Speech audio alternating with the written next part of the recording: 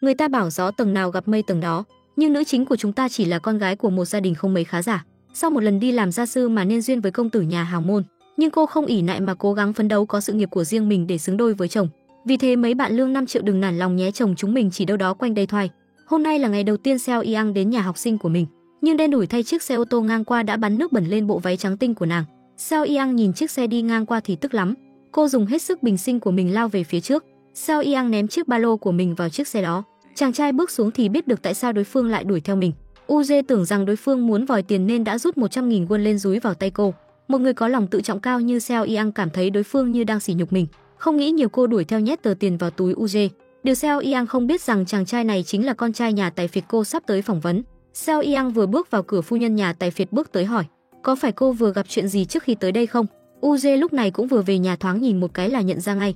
Đây chẳng phải cô gái mình vừa gặp ban nãy hay sao chứ? Anh vội giải thích với mẹ ban nãy khi lái xe không cẩn thận anh đã làm bẩn áo cô ấy.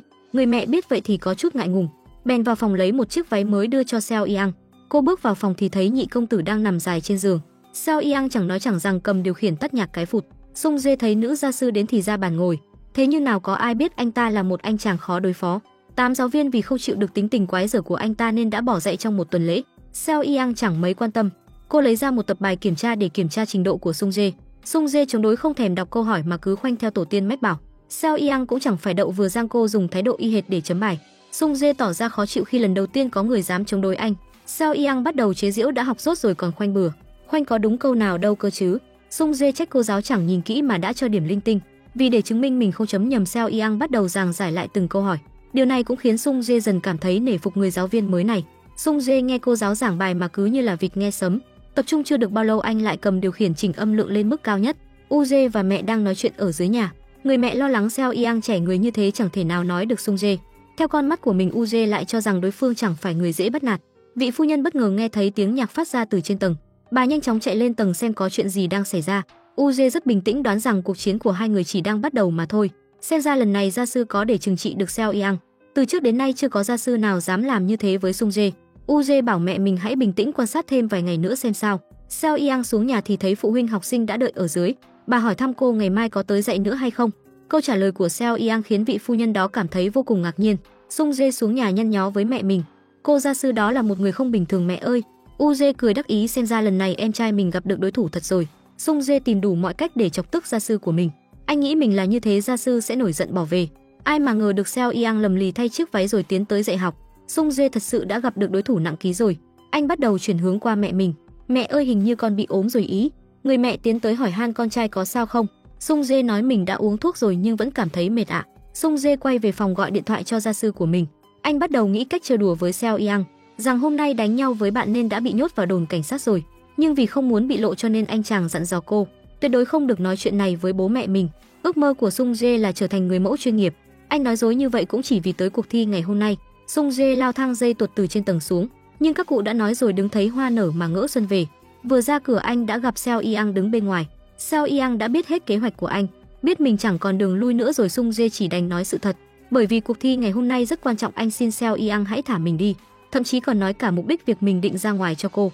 Anh còn hứa rằng nếu như lần này cô tha cho mình thì sau này nhất định sẽ ngoan ngoãn nghe lời, không bao giờ trốn học. Sau khi hai người đạt được sự đồng thuận, Seo Yang bảo anh quay lên tầng trước và nói mình sẽ tự nghĩ cách. Mà trùng hợp là tất cả những lời này đều đã bị Uje chuẩn bị ra ngoài nghe thấy hết. Bị cô giáo bắt được thóp, Sung Jae chỉ đành làm theo lời của Seo Yang trèo lên thang dây để trở về phòng. Seo Yang đột nhiên xuất hiện khiến vị phu nhân rất kinh ngạc. Cô ấy chỉ đành nói dối rằng hôm nay đã hứa với Sung Jae sẽ đưa cậu ấy đi học ngoại khóa. Như vậy vừa có thể hiểu vừa học thuộc được bài, hiệu quả tốt hơn gấp 10 lần so với việc học tại nhà. Phu nhân nghe vậy cũng đồng ý ngay. Cứ thế Seo Yang thành công đưa Sung Jae ra ngoài. Thế nhưng đạo diễn không chỉ sỉ nhục cách ăn mặc của anh chàng, còn nói dáng đi của anh trông giống hệt như người tàn tật vậy. Đạo diễn cảnh cáo anh nếu như còn tiếp tục thế này thì sẽ lập tức bị loại. Sung Jae vì để được tiến sâu vào vòng trong chỉ đành cắn răng chịu đựng không nói lời nào. Nhưng Seo Yang đứng đó không thể nhịn nổi nữa.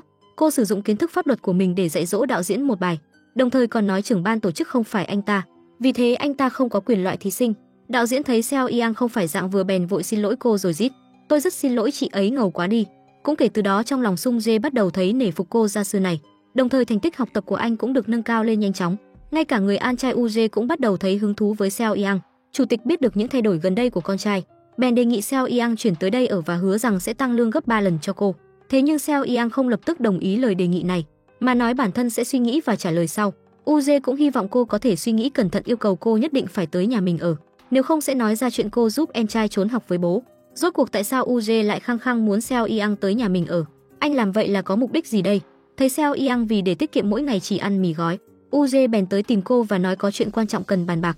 Seo Yang cho rằng Sung Jae lại gây ra chuyện gì đó bèn vội vàng theo UJ ngồi lên xe. Ai mà ngờ được cô lại bị anh đưa đến tiệm bán canh xương bò. UJ nói đây là tiệm bán canh xương bò nổi tiếng nhất cả nước. Lúc này Seo Yang mới hiểu được ý của anh. Anh biết cô vừa mới chuyển đến nhà mình sống chắc chắn sẽ chưa thể thích ứng ngay được, cho nên không ăn cơm cùng họ cũng là DIEVKOJ hiểu. Nhưng bất luận thế nào cũng không thể cứ trốn trong phòng ăn mì gói được. Nếu cô khó chịu thì chỉ cần không ăn chung bàn là được rồi. Có ai bảo bắt buộc phải ăn cùng đâu chứ, cứ bảo với giúp việc rằng tôi muốn ăn riêng. Xin hãy mang lên phòng cho tôi là được. Nếu như đã chọn chuyển vào ở vậy thì có điều kiện đi kèm cũng là điều rất bình thường. Vậy nên UJ mới muốn nhân cơ hội này khiến Seo Yang nói ra tất cả các yêu cầu của mình. Không ngờ là lời nói của anh ấy khiến Seo Yang thấy rất khó chịu trong lòng. Cô với vẻ ngoài lạnh lùng tính cách quật cường lập tức đứng dậy rời khỏi tiệm. UJ vội vàng chạy ra kéo cô lại, mong cô có thể ăn xong rồi hãng đi. Seo Yang cạy ngón tay anh ra cảnh cáo anh đừng xen vào chuyện của mình nữa. Lúc về đến nơi, mì gói cô nấu trước đó đã trương phình lên không thể ăn được nữa. UJ đứng ngoài cửa cực kỳ giận dữ, nhưng dù vậy anh vẫn không kìm lòng được chạy đến siêu thị mua đủ mọi loại đồ ăn sẵn. Lúc đem đến đưa cho cô, anh còn lấy lý do mình mua những thứ này vì muốn cô lấp đầy chiếc bụng rỗng, như thế mới có thể dạy học tốt cho Sung Jae được. Quay trở về phòng, UJ lại bắt đầu thấy hối hận, tự hỏi có phải mình đã lo chuyện bao đồng rồi không. Seo Yang vốn định trả lại những thứ đồ này, nhưng khi nhìn thấy món canh xương bò được đóng gói bên trong, cô mới ngẫm lại lời UJ đã từng nói. Lúc này cô mới nhận ra anh làm như vậy không hề có ác ý. Vì vậy cô bèn uống hết sạch bát canh xương bò mà anh đưa cho mình. Sáng hôm sau khi mặt trời còn chưa ló dạng, Seo Yang đã chuẩn bị ra ngoài. Trùng hợp là lúc này UJ cũng ra ngoài chạy bộ. Anh muốn nhân cơ hội này nói lời xin lỗi về hành động lỗ mãng tối qua của mình. Nhưng Seo Yang lại bảo anh đừng lãng phí thời gian với cô nữa. Tính cách của cô gái này thậm chí còn khó đoán hơn cả thời tiết. Mặc dù UJ liên tục thất bại hết lần này đến lần khác, thế nhưng cô gái tính tình cổ quái này khiến anh càng lúc càng thấy hứng thú hơn. Anh nói với cô để đi từ đây đến điểm buýt phải mất ít nhất 30 phút đồng hồ. Chẳng lẽ cô không sợ bị cướp sao? Hù xem ra là cô cũng biết sợ gan cô nhỏ nhỉ. Thực ra UJ không hề nói dối Seo Yang. Nơi này không chỉ hoang vắng mà người ở đây còn chẳng ra làm sao, cho nên tốt nhất vẫn phải cẩn thận chút. Seo Yang nhất gan nghe thấy lời UJ nói lập tức cảm thấy rùng mình. Còn UJ vốn đã chạy vượt qua cô lại tự dưng chạy lùi lại liên tục làm vậy mấy lần.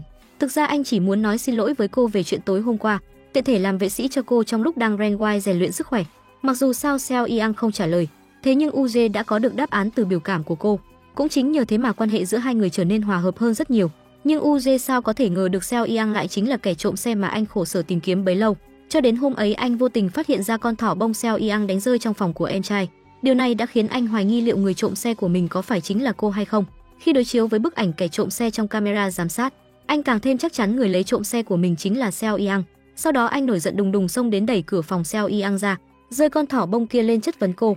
Seo Yang vừa định mở ba lô để kiểm tra lại bị anh giật lấy, yêu cầu cô mau chóng giao xe ra. Nhưng khi đó mẹ Seo Yang vừa qua đời vì bệnh, do quá bận rộn nên cô đã quên khuấy mất chuyện chiếc xe. Cô giải thích hôm ấy mình thật sự có chuyện gấp, thế nhưng UJ căn bản không chịu tin lời cô nói. Tôi sẽ không tha thứ cho loại người như cô, dù cho mẹ cô đã chết tôi cũng sẽ không tin lời cô nói. Nghe thấy những lời này Seo Yang đau lòng rơi nước mắt. Cứ thế cô bị anh kéo đến cửa đồn cảnh sát.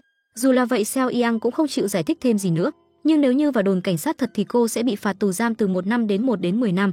Vào giờ phút then chốt này, UJ quay ra hỏi Seo Yang tại sao vẫn không cầu xin mình tha thứ.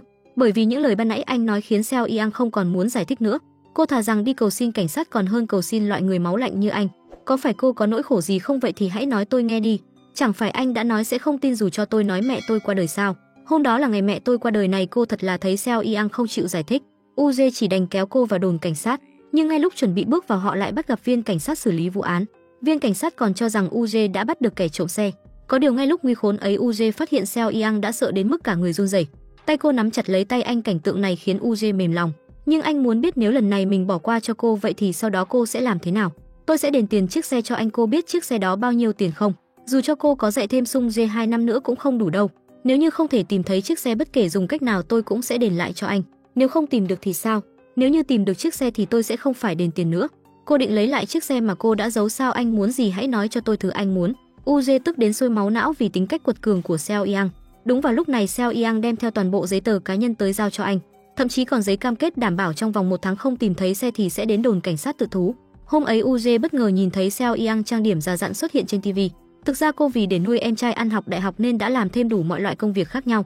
Lúc này UJ mới biết cô đang tham gia một chương trình giải trí.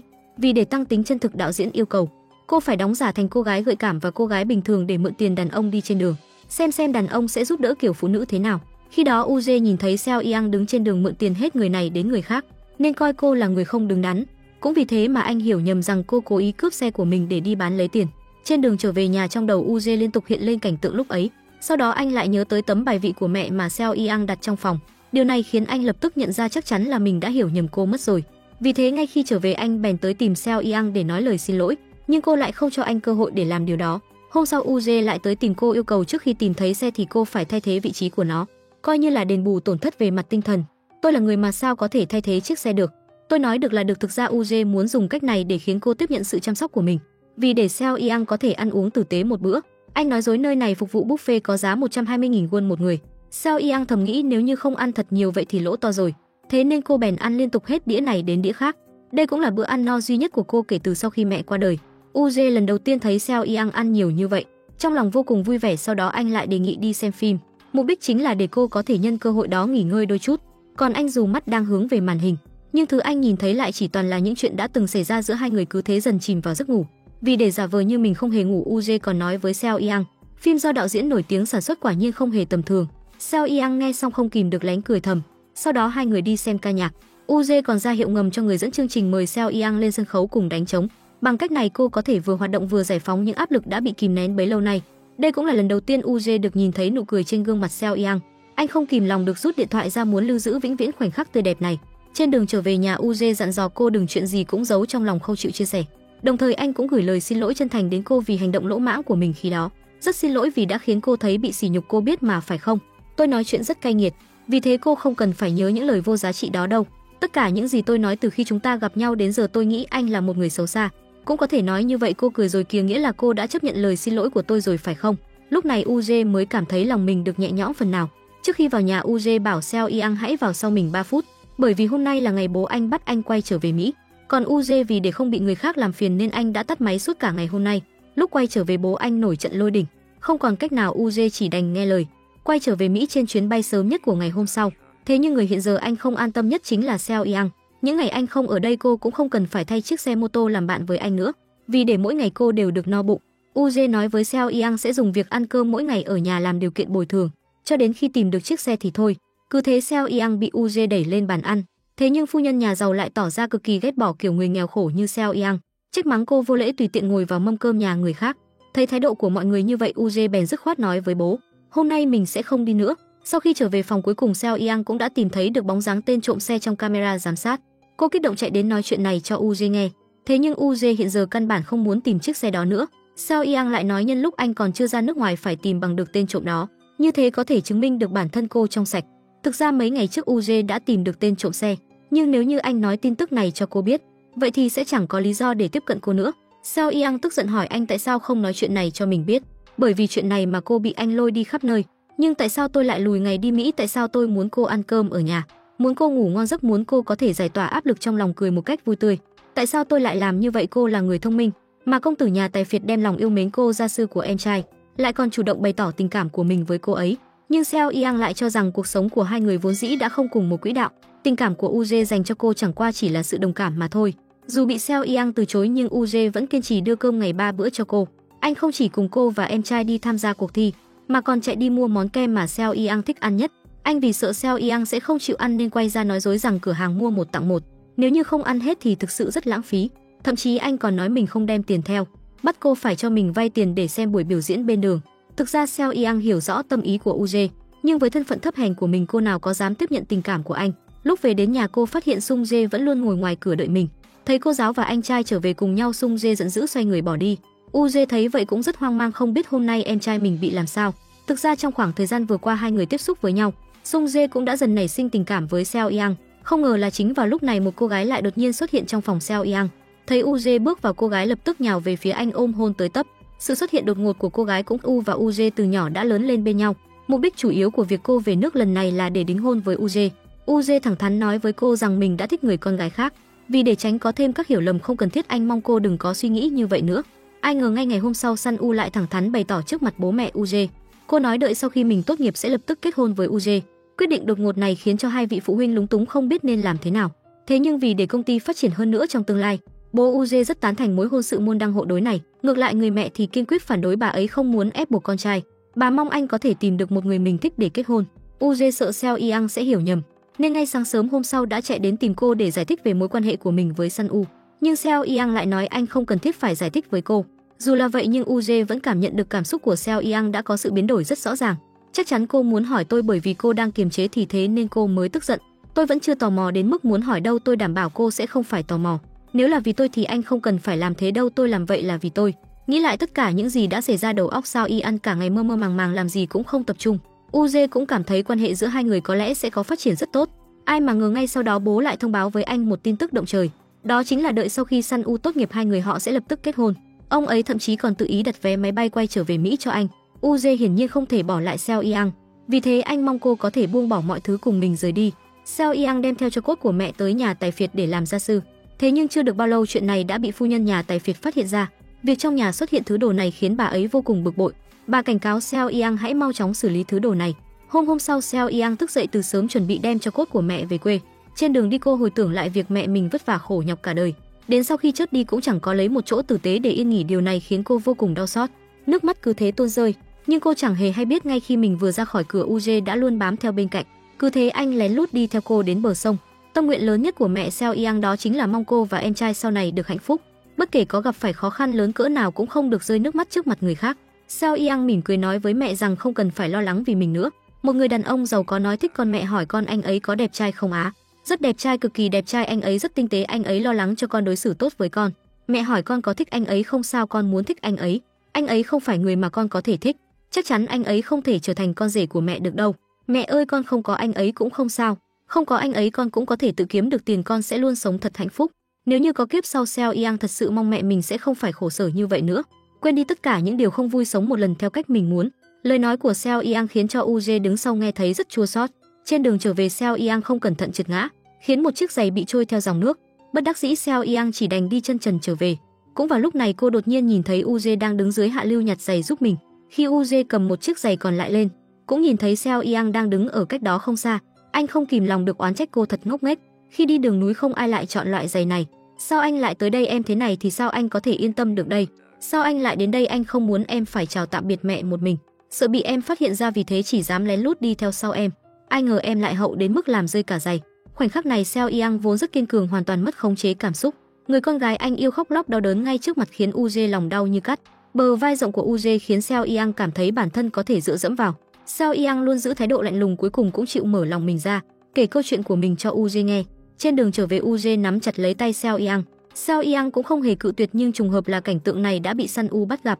Cô ấy tỏ ra khó chịu khi nhìn thấy có một người phụ nữ khác đang ngồi trên ghế phụ xe của chồng tương lai. Uze thấy vậy cũng không muốn tiếp tục giấu giếm nữa. Anh thẳng thắn thừa nhận Seo Yang chính là người con gái mà mình thích. Vì thế anh mong Sun U có thể từ bỏ ý định kết hôn với mình. Thế nhưng kiểu phụ nữ nghèo khổ như Seo Yang hoàn toàn không khiến Sun U cảm thấy có chút lo sợ nào. Mặc dù cô biết mẹ anh vẫn luôn muốn anh cưới một người mình thích, thế nhưng kiểu người như Seo Yang dù cho anh có thích đến mấy thì mẹ anh cũng sẽ không chấp nhận. Sun U biết rõ chuyện này cho nên trong lòng cảm thấy thoải mái hơn rất nhiều. Bên cạnh đột nhiên có một người đàn ông thích mình xuất hiện. Điều này khiến nụ cười trên gương mặt Seo Yang xuất hiện càng thường xuyên hơn.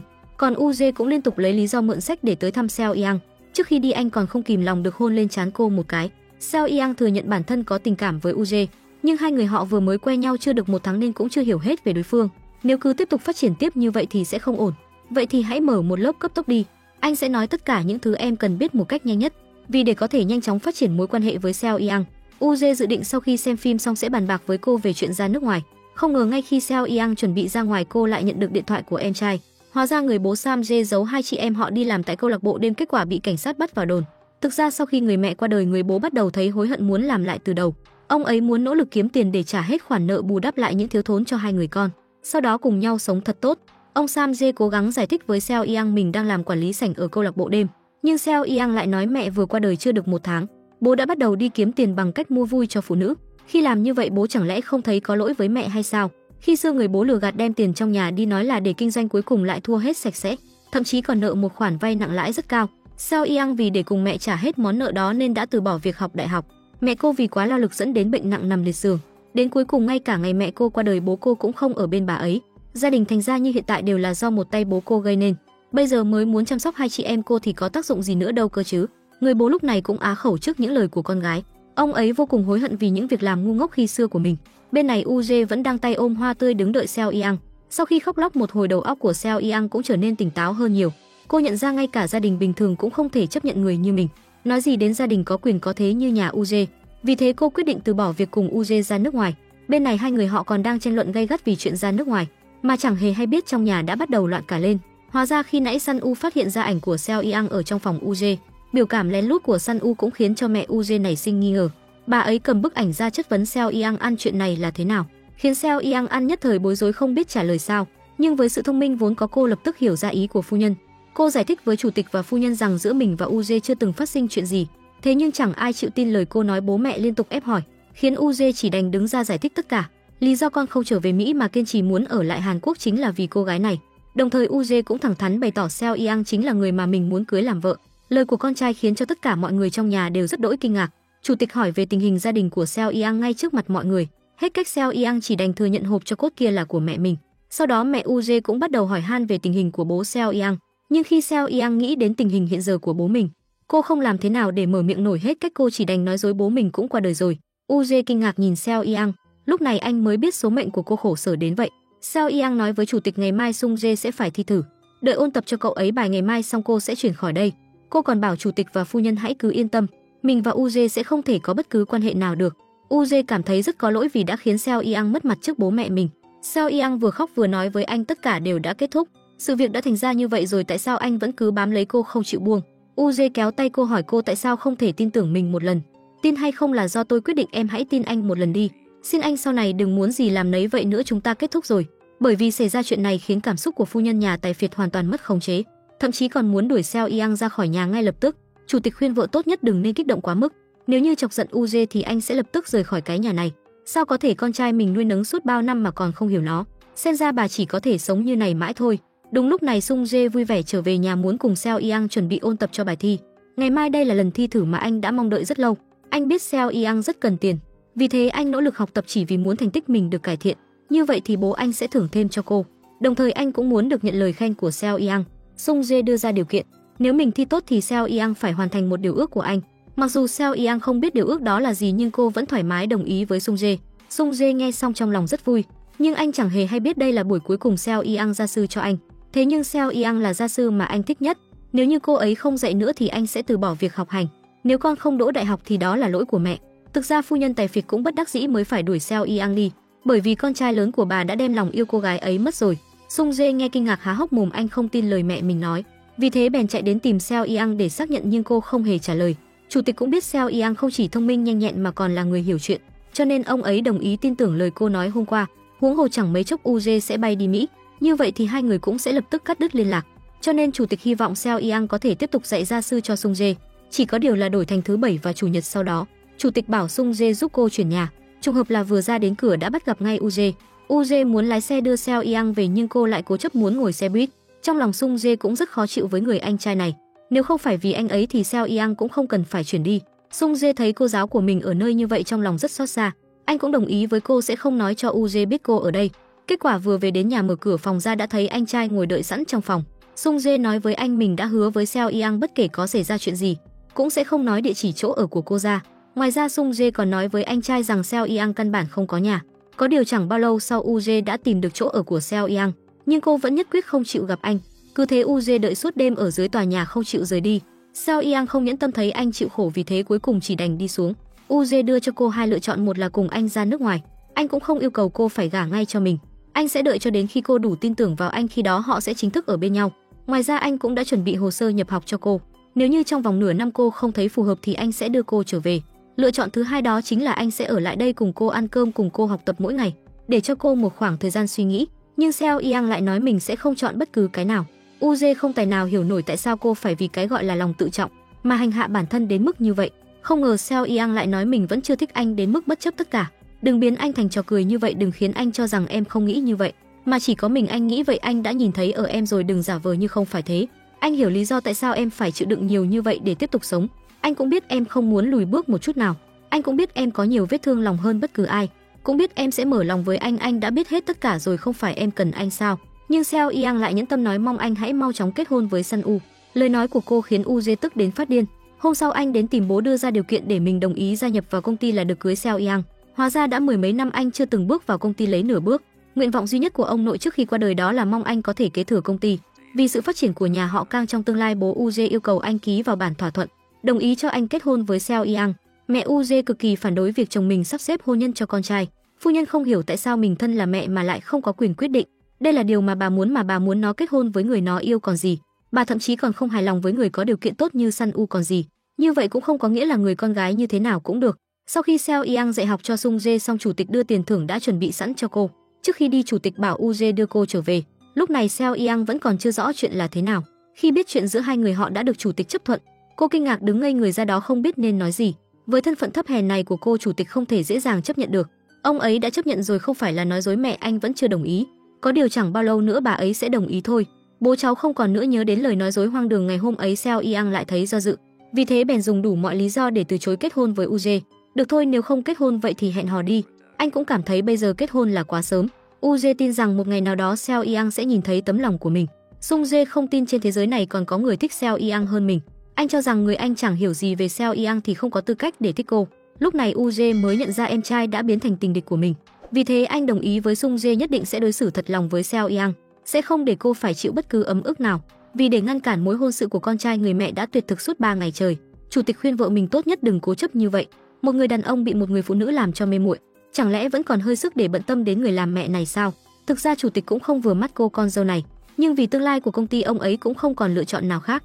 Bên này Seo Yang vẫn đang do dự không biết phải giải thích chuyện của bố mình với Uje thế nào. Nếu như thật sự kết hôn với Uje vậy thì cô buộc phải thừa nhận chuyện bố đã chớt chỉ là lời nói dối với anh ấy. Vì thế cô lập tức gọi điện thoại cho Uje. Kết quả hai người còn chưa kịp gặp mặt cô đã nhận được điện thoại của mẹ anh. Phu nhân biết Seo Yang là một cô gái hiểu chuyện, bà ấy mong cô có thể hiểu cho nỗi lòng của người làm mẹ này. Bà vẫn luôn mong con trai có thể tìm được một cô gái có điều kiện tốt một chút để lấy. Thế nhưng điều kiện của Seo Yang hiện tại thực sự rất khó nói. Có điều nếu Uje đã thích vậy thì bà ấy cũng chỉ đành đồng ý của phu nhân của hai người.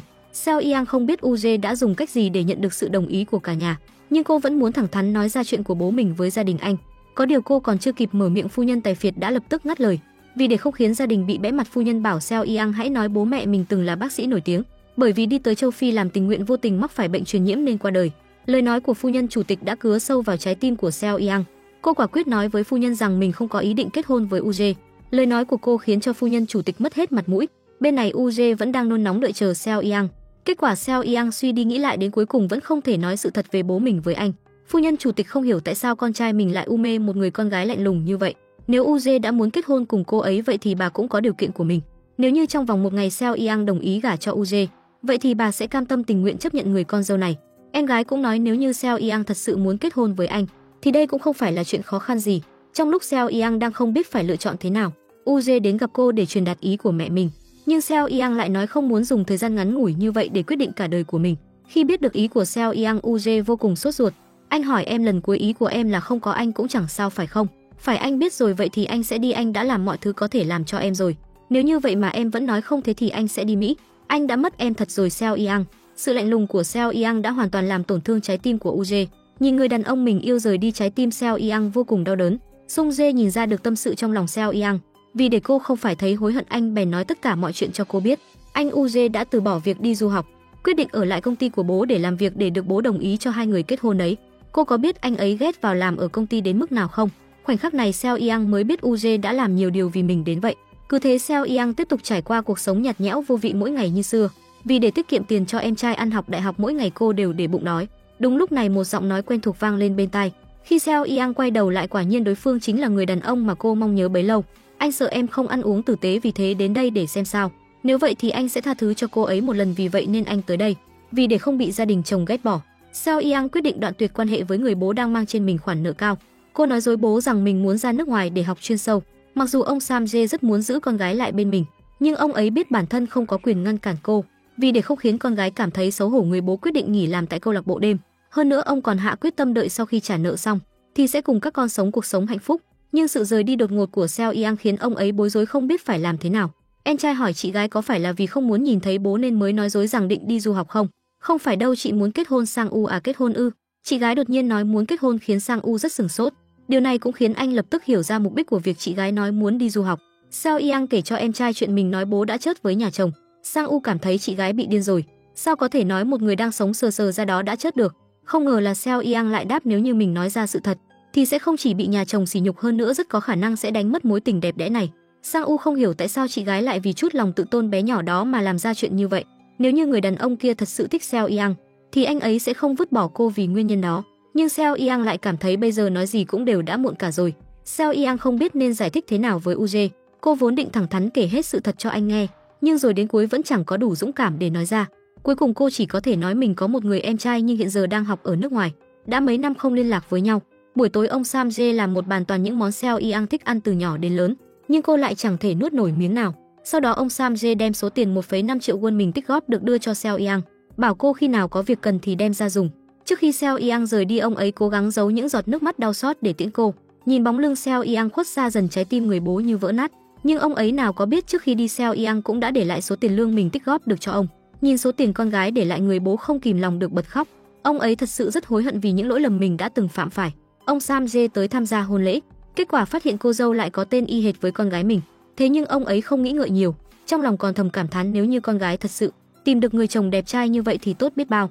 Nhưng đến khi buổi lễ diễn ra, ông ấy mới phát hiện cô dâu lại đúng là con gái mình. Thật, ông Sung Jae sững sờ mắt trợn tròn không biết chuyện này là thế nào. Sợ bị con gái phát hiện nên lập tức quay người lại, cúi gầm đầu xuống nghĩ đến lời con gái nói mấy hôm trước. Cứ thế chớp mắt cái 3 năm trôi qua, ông Sam Jae thắt lưng buộc bụng, không chỉ dựa vào sức lực của mình trả sạch nợ mà còn lo liệu việc mua phòng tân hôn cho con trai. Nhưng khi Sang U nhìn thấy bố mình mặc chiếc quần lót đã rách, anh không nỡ để bố giúp mình dồn tiền mua nhà. Bên này Seo Yang đã thành công thi đỗ làm thẩm phán, còn UJ cũng giữ lời hứa vào công ty làm việc từ vị trí thấp nhất, dựa vào năng lực của mình để tiến đến vị trí phó tổng giám đốc hiện tại. Những ngày tháng vui vẻ ngọt ngào của hai vợ chồng cứ thế trôi đi, nhưng điều tiếc nuối nhất đó chính là đã 3 năm rồi nhưng Seo Yang vẫn chưa mang thai, sợ con gái phải chịu thiệt thòi trong nhà giàu. Chỉ cần có thời gian, ông Sam Jae sẽ đến trước cửa nhà thông gia để lén nhìn con gái. Thấy trên gương mặt cô hiện lên nụ cười trước giờ chưa từng có, người bố lúc này mới yên tâm. Chỉ cần nhìn thấy tin tức có liên quan đến con rể ở trên báo, ông ấy đều vui vẻ thu thập lại cất vào trong hộp. Thế nhưng suốt 3 năm nay Sang U không tài nào hiểu nổi tại sao bố mình không hề nhắc đến chị gái ngay cả khi anh tốt nghiệp đại học. Nghe thấy chị gái gọi điện thoại tới chúc mừng, ông ấy cũng cố ý chuyển chủ đề nói chuyện. Hơn nữa người bố cũng dần không còn cảm thấy tội lỗi với chị gái nữa, cách cũng trở nên cởi mở hơn nhiều. Hôm đó ông Sam Jae đột nhiên mơ thấy nhà chồng Seo Yang biết hết tất cả. Con rể thậm chí còn ra tay đánh cô. Sau khi tỉnh dậy, người ông đổ đầy mồ hôi. Trời còn chưa sáng, ông ấy đã chạy đến trước cửa nhà con gái. Ai ngờ chính vào lúc này UJ vì mải gọi điện thoại mà không để ý thấy có chiếc xe đang đi tới từ phía đối diện. Vào lúc nguy cấp, bố vợ đột nhiên xông ra cứu mạng con rể. Bản thân ông ấy thì ngất ngay tại chỗ. Sau khi tỉnh lại, ông kinh ngạc phát hiện ra mình đang nằm trong bệnh viện. Khi biết người đưa mình tới đây là tài xế, ông ấy mới yên tâm thở phào nhẹ nhõm. Nhưng ai ngờ ngay sau đó ông lại nhìn thấy con rể xuất hiện. Khi UJ đi tới trước mặt ông, căng thẳng đến mức tim đập thình thịch. Thật sự rất cảm ơn chú vì đã cứu cháu. Cảm ơn gì chứ, cậu có bị thương ở đâu không? Nhờ có chú nên cháu không bị thương ở đâu cả. UJ sợ ông Sam Jae bị thương, vì thế đã yêu cầu kiểm tra toàn thân cho ông ấy. Người bố vốn định tìm lý do rời đi, nhưng ai ngờ lúc này cổ tay đột nhiên đau dữ dội. Trong lúc tranh cãi, ông ấy mới phát hiện ra đây lại là bệnh viện con trai mình đang làm việc. Nếu như còn tiếp tục ở lại đây để rồi bị con trai phát hiện ra thì sẽ không ổn. Vì thế ông ấy chỉ đành đồng ý đi làm kiểm tra, sau đó nhân cơ hội chạy ra ngoài. Chính vào lúc này Seo Yang biết tin cũng chạy tới bệnh viện. Hai bố con đi lướt qua nhau nhưng không ai phát hiện ra đối phương. Thấy UJ không bị sao, Seo Yang lúc này mới yên tâm. Nhưng đáng tiếc là ân nhân cứu mạng của UJ lại đột nhiên rời đi. Phu nhân Tài Phiệt không hiểu tại sao đối phương mạo hiểm cứu người nhưng lại lẳng lặng bỏ đi. Chủ tịch cũng cảm thấy con trai nên cảm ơn ân nhân cứu mạng đó. Bên này ông Sam Jae bởi vì bị thương ở cổ tay mà mất đi công việc. Trong lúc đang phát sầu vì chuyện này, không ngờ là con rể lại đột nhiên xuất hiện trước mặt ông UJ, hỏi ông ấy tại sao không cho mình cơ hội nói lời cảm ơn mà đã lén lút rời đi. Nhưng ông ấy lại nói dối rằng bởi vì bản thân có chuyện quan trọng cần làm. Tay của chú đang bị thương, còn gì chú đến bệnh viện với cháu đi. UJ vốn muốn đưa ông ấy đến bệnh viện làm kiểm tra cẩn thận, thế nhưng ông ấy nhất quyết không chịu đồng ý. Không còn cách nào, anh ấy chỉ đành lấy ra phong bì tiền đã chuẩn bị sẵn để tỏ lòng thành của mình. Không ngờ ông Sam Jae lại mạnh miệng đòi 100.000 won. Câu nói này cũng khiến UJ giật nảy mình. Người bố nghĩ rằng chỉ có làm như vậy thì mới có thể giải quyết triệt để sự việc này. UJ cũng không nói năng gì nhiều, trực tiếp mở ví rút ra tờ tiền 100.000 won. Trước khi đi, UJ nắm chặt lấy tay ông Sam Jae và nói lời cảm tạ ơn cứu mạng của ông. Hôm ấy UJ vô tình nhìn thấy lịch trong điện thoại của Seo Yang, nhìn ký hiệu bố trên lịch. Anh cho rằng hôm nay là ngày giỗ của bố vợ, vì thế bèn khẩn cầu mẹ mình nhất định phải chuẩn bị thật tươm tất giúp cô. Đến khi Seo Yang nhìn thấy cái tên trên bài vị, sắc mặt cô trắng bệch, bảo mẹ chuẩn bị đấy, với lại kể từ nay về sau mỗi năm chúng ta đều sẽ chuẩn bị như vậy vào ngày giỗ của bố vợ. Mặc dù UJ và Seo Yang đã kết hôn 3 năm, nhưng anh hoàn toàn không biết gì về tình hình nhà vợ. Mẹ chồng vẫn luôn rất tò mò tại sao con dâu không bao giờ nhắc đến một chữ về bố mẹ đã qua đời. Ngay cả người em trai đã ra nước ngoài cũng chẳng bao giờ thấy liên lạc. Điều này khiến mẹ chồng hoài nghi liệu có phải con dâu có bí mật nào đó. Không thể nói cho người khác biết hay không? Có phải ông bà thông gia khi còn sống đã gây ra họa gì phải không? Có phải chúng ta nên tìm hiểu kỹ càng không? Thực ra Uje cũng rất tò mò những chuyện này, nhưng dù cho anh có muốn biết thì cũng sẽ không chủ động hỏi Seo Yang. Anh cảm thấy nếu như cô đã cắt đứt liên lạc với em trai vậy thì khi ấy có lẽ cô rất đau khổ. Cho nên anh khuyên mẹ mình đừng nhắc đến những chuyện này nữa. Bên này Sang U vì để khiến bố mình vui trong ngày sinh nhật của ông nên đã đưa bạn gái về ra mắt. Thấy hôn sự của con trai đã có hy vọng, người bố già vô cùng vui mừng. Nhưng hai bố con nào có ngờ Mi Kyung lại chính là em chồng của Seo Yang. Mi Kyung sợ thân phận đại tiểu thư của mình bị bại lộ khiến Sang U tự ti. Vì thế cô vẫn luôn nói dối rằng mình là một cô nhi. Số mệnh thảm thương của cô khiến bố Sang U rất đồng cảm. Đồng thời ông cũng rất hài lòng về cô con dâu hoạt bát cởi mở này. Trước khi đi, Mi Kyung hỏi tại sao nơi ở của hai người đàn ông lại có một chiếc giường màu hồng như vậy. Nghe thấy lời bạn gái nói, Sang U lập tức dừng bước. Nếu anh kể cho em nghe về cái giường đó thì cũng giống như anh đang cầu hôn em vậy. Cái gì cơ, anh đang ra hiệu ngầm cho em đấy hả? Sẽ đến lúc anh phải nói chuyện đó với em. Có chuyện về nhà anh mà anh vẫn chưa nói với em. Nghe thấy lời bạn trai nói, Mi Kyung lặng im không nói gì, bởi vì cô cũng đang che giấu thân phận của mình với anh. Vì thế hai người đưa ra giao ước đợi đến trước khi kết hôn thì sẽ nói bí mật của nhau cho đối phương. Bên này ông Sam Jae đang âu sầu về việc thất nghiệp, không ngờ ngay sau đó ông bạn già đã xuất hiện giới thiệu cho ông ấy công việc bảo vệ. Không những không phải làm việc mệt nhọc mà còn nhận được đãi ngộ giống hệt với nhân viên chính thức. Mặc dù đây là một cơ hội tốt nhưng người bố già lại lo lắng người ta sẽ từ chối ông ấy vì quá khứ xấu xí kia. Nhưng ông bạn già lại nói nếu không thử một lần thì sao biết có được hay không. Hóa ra không lâu trước đó Uje đã tới tìm ông ấy, bởi vì anh biết ông Sam Jae khi cứu mình đã bị thương cổ tay dẫn đến mất việc. Uje sợ ông ấy từ chối nên chỉ đành nhờ người bạn già của ông ấy giúp đỡ. Cứ thế ông Sam Jae đi tới công ty của con rể xin việc. Đối phương không hề xem hồ sơ lý lịch của ông mà trực tiếp bảo ông thay đồ để đi làm việc. Người bố rất vui vì không ngờ lại có thể dễ dàng được nhận vào công ty lớn làm việc như vậy. Nhưng trong khi ông ấy đang chuẩn bị thay quần áo, một giọng nói quen thuộc bỗng vang lên bên tai. Người bố già ngày đầu tiên đi làm việc phát hiện hóa ra con rể chính là người đã mời mình đến đây làm việc. Lúc ban đầu trạng thái của ông ấy vô cùng kích động, dù cho không tìm được việc thì cũng không thể làm việc tại công ty của con rể. Nhưng biểu hiện kỳ lạ của ông Sam Jae khiến Uje rất khó hiểu. Rõ ràng ông ấy vì anh nên mới bị thương dẫn đến mất việc. Bây giờ trùng hợp công ty anh đang tuyển dụng bảo vệ, tại sao ông ấy lại không chịu nhận công việc này? Đã nói là không sao bao nhiêu lần rồi, không phải chuyện gì lớn cả. Tôi chỉ trùng hợp đi ngang qua lúc cậu gặp nguy hiểm thôi, bất cứ ai cũng sẽ làm như tôi thôi. Nhưng bất kể ông Sam Jae có biện minh thế nào, Uje vẫn cảm thấy đây không phải là lý do để từ chối công việc này. Nghĩ đi nghĩ lại, ông Sam Jae lại sợ nếu mình cứ tiếp tục cố chấp như vậy sẽ khiến con rể hoài nghi. Cuối cùng chỉ đành bất đắc dĩ nhận công việc này. Hơn nữa Uje còn đặc biệt dặn dò trước khi cổ tay ông ấy khỏi hẳn chỉ cần làm việc 5 tiếng mỗi ngày, trong khi thời gian làm việc thông thường sẽ là hai bảo vệ thay nhau trực từ sáng đến tối. Quản lý bộ phận bảo vệ rất tò mò, ông Sam Jae rốt cuộc có phải có quan hệ thân cận gì với phó tổng giám đốc tập đoàn hay không? Ông Sam Jae vội giải thích mình không có quan hệ thân thích gì cả. Nhưng khi cấp trên yêu cầu ông Sam Jae đưa sơ yếu lý lịch ra thì ông ấy lại do dự. Ông ấy nói dối rằng có lẽ trong lúc thay quần áo đã làm rơi mất giấy tờ. Nhưng sự thật là vì ông Sam Jae sợ rằng con rể nhìn sẽ thấy tên mình. Sau khi trở về nhà, ông thương lượng với người bạn già của mình, dùng tên và sơ yếu lý lịch của ông ấy để nộp cho cấp trên. Vì để mau chóng tích góp đủ tiền cho con trai kết hôn, ông Sam Jae quyết định tạm thời làm ở lại đây cho đến khi tìm được công việc khác. Vì thế ông bèn dán ảnh thẻ của mình lên trên tờ sơ yếu lý lịch của người bạn. Hôm ấy ông Sam Jae đang đi tuần trong công ty. Đúng lúc này con gái của ông Seo Yang cũng đi đến công ty tìm chồng. Khi ông ấy ngẩng đầu lên chỉ nhìn thấy bóng lưng của con gái. Trong lúc ông ấy đang cúi người xuống nhặt tàn thuốc trên đất, trùng hợp là con gái cũng ngang qua người ông ấy. Mà mục đích thật sự cô đến đây lần này là để trực tiếp nói lời cảm ơn với ân nhân cứu mạng của chồng mình. Seo Yang đi tới bệnh viện vô tình bắt gặp người em trai đã bị mình vứt bỏ 3 năm. Thế nhưng Sang U không muốn nhận lại chị gái nên cứ thế xoay người rời đi. Đến khi Seo Yang phản ứng lại, cô vội chạy đuổi theo em trai Sang U. Chị gái vì để gả cho người có tiền đã nhẫn tâm vứt bỏ bố và em trai ruột. Lúc này dù cho trong tim Sang U vẫn nhớ đến người chị gái này, nhưng anh nhất quyết không chịu liên lạc với chị mình. Nhưng khi nhìn thấy chị gái không cẩn thận ngã xuống cầu thang, Sang U vẫn không kìm lòng được chạy đến đỡ cô dậy. Cũng như thế mà Seo Yang mới có cơ hội nói chuyện với em trai. Em làm ở bệnh viện này sao, chị mau đi đi, còn bố thì sao? Em đã từng bảo chị đừng hỏi về vấn đề này nữa mà chị đã làm thẩm phán, em không quan tâm những thứ đó từ lâu, đã không còn muốn biết nữa. Chúng ta vô tình gặp nhau ở đây, ít nhất cũng có thể chào hỏi nhau một câu mà, đúng không? Thế nhưng Sang U vẫn không muốn nói chuyện với Seo Yang. Anh đứng bên cửa sổ nhìn theo bóng lưng chị gái rời đi. Thấy chị gái bị thương, anh rất muốn được chạy đến cõng chị gái về nhà như hồi còn nhỏ. Seo Yang quay vào trong xe, nỗi đau khổ đè nén trong tim khiến cô không tài nào thở nổi. Cứ thế cô ngồi trong xe đến tối muộn cũng không trở về nhà. Khi Uje trở về nhà thấy Seo Yang vẫn chưa về, anh bèn vội vàng chạy đến bệnh viện em gái làm việc. Bởi vì chiều nay khi Seo Yang gọi điện thoại với Mi Kyung ở bệnh viện đã vô tình bắt gặp em trai. Vì để đuổi theo em trai, cô không cẩn thận làm rơi điện thoại xuống đất. May thay có y tá đã nhặt được nó và liên lạc với Mi Kyung nên mới không bị mất. Vốn tưởng rằng chị dâu là một người rất cẩn thận, chẳng bao lâu cô ấy sẽ phát hiện ra điện thoại bị rơi mất. Thế nhưng bây giờ đã 2 tiếng trôi qua mà vẫn chẳng thấy người đâu. Điều này khiến Uje và Mi Kyung rất lo lắng. Uje bèn vội vàng lái xe đi tìm Sang U, thấy chị mình mãi không chịu về nhà, trong lòng cũng thấy lo lắng không kém. Mi Kyung kiểm tra camera giám sát của bệnh viện phát hiện chị dâu vẫn chưa đi ra khỏi đó. Vì thế cô bèn gọi điện thoại bảo UJ hãy đi tìm trong bãi đỗ xe. Rất nhanh sau đó anh đã tìm thấy Seo Yang, anh vội vàng đi tới gõ cửa sổ xe đánh thức cô dậy. Seo Yang tò mò tại sao chồng mình lại xuất hiện ở đây. Khi thấy UJ rút điện thoại ra cô mới nhớ lại tất cả mọi chuyện. Thấy cô bị thương, UJ xót xa ôm lấy cô. Em trai đứng trên tầng thấy chị gái được anh rể đón về thì cảm thấy yên tâm hơn rất nhiều. Seo Yang kết hôn đã được 3 năm nhưng mãi vẫn chưa có thai mẹ. Chồng nóng ruột muốn bế cháu nên đã tự ý quyết định đưa con dâu đến bệnh viện kiểm tra. Bà ấy còn biện minh cho việc không để UJ đi cùng là vì sợ sau khi khám xong cho ra kết quả anh ấy không có vấn đề gì thì sẽ khiến cô thấy ngại. Nhưng kết quả kiểm tra lại cho thấy Seo Yang không hề có vấn đề gì. Điều này cũng khiến mẹ chồng yên tâm được phần nào. Bởi vì đã mấy ngày trời không nhìn thấy con gái, mẹ chồng bèn đề nghị tiện qua thăm Mi Kyung luôn. Nghe thấy mẹ chồng muốn đi gặp cô nhỏ, Seo Yang có chút do dự bởi vì cô sợ khi đi thăm cô nhỏ sẽ chạm mặt em trai, nhưng cô lại không có lý do để từ chối lời đề nghị của mẹ chồng. Cuối cùng chỉ đành đi theo bà ấy tới thăm Mi Kyung. Không ngờ Mi Kyung thấy mẹ mình lén lút tới thăm sợ đến mức giật bắn mình. Cô vội vàng gọi điện thoại cho chị dâu bảo bọn họ hãy đi tới bãi đỗ xe. Sau khi lên xe, Mi Kyung trách mẹ tại sao không nói với mình trước mà lại lén lút tới đây.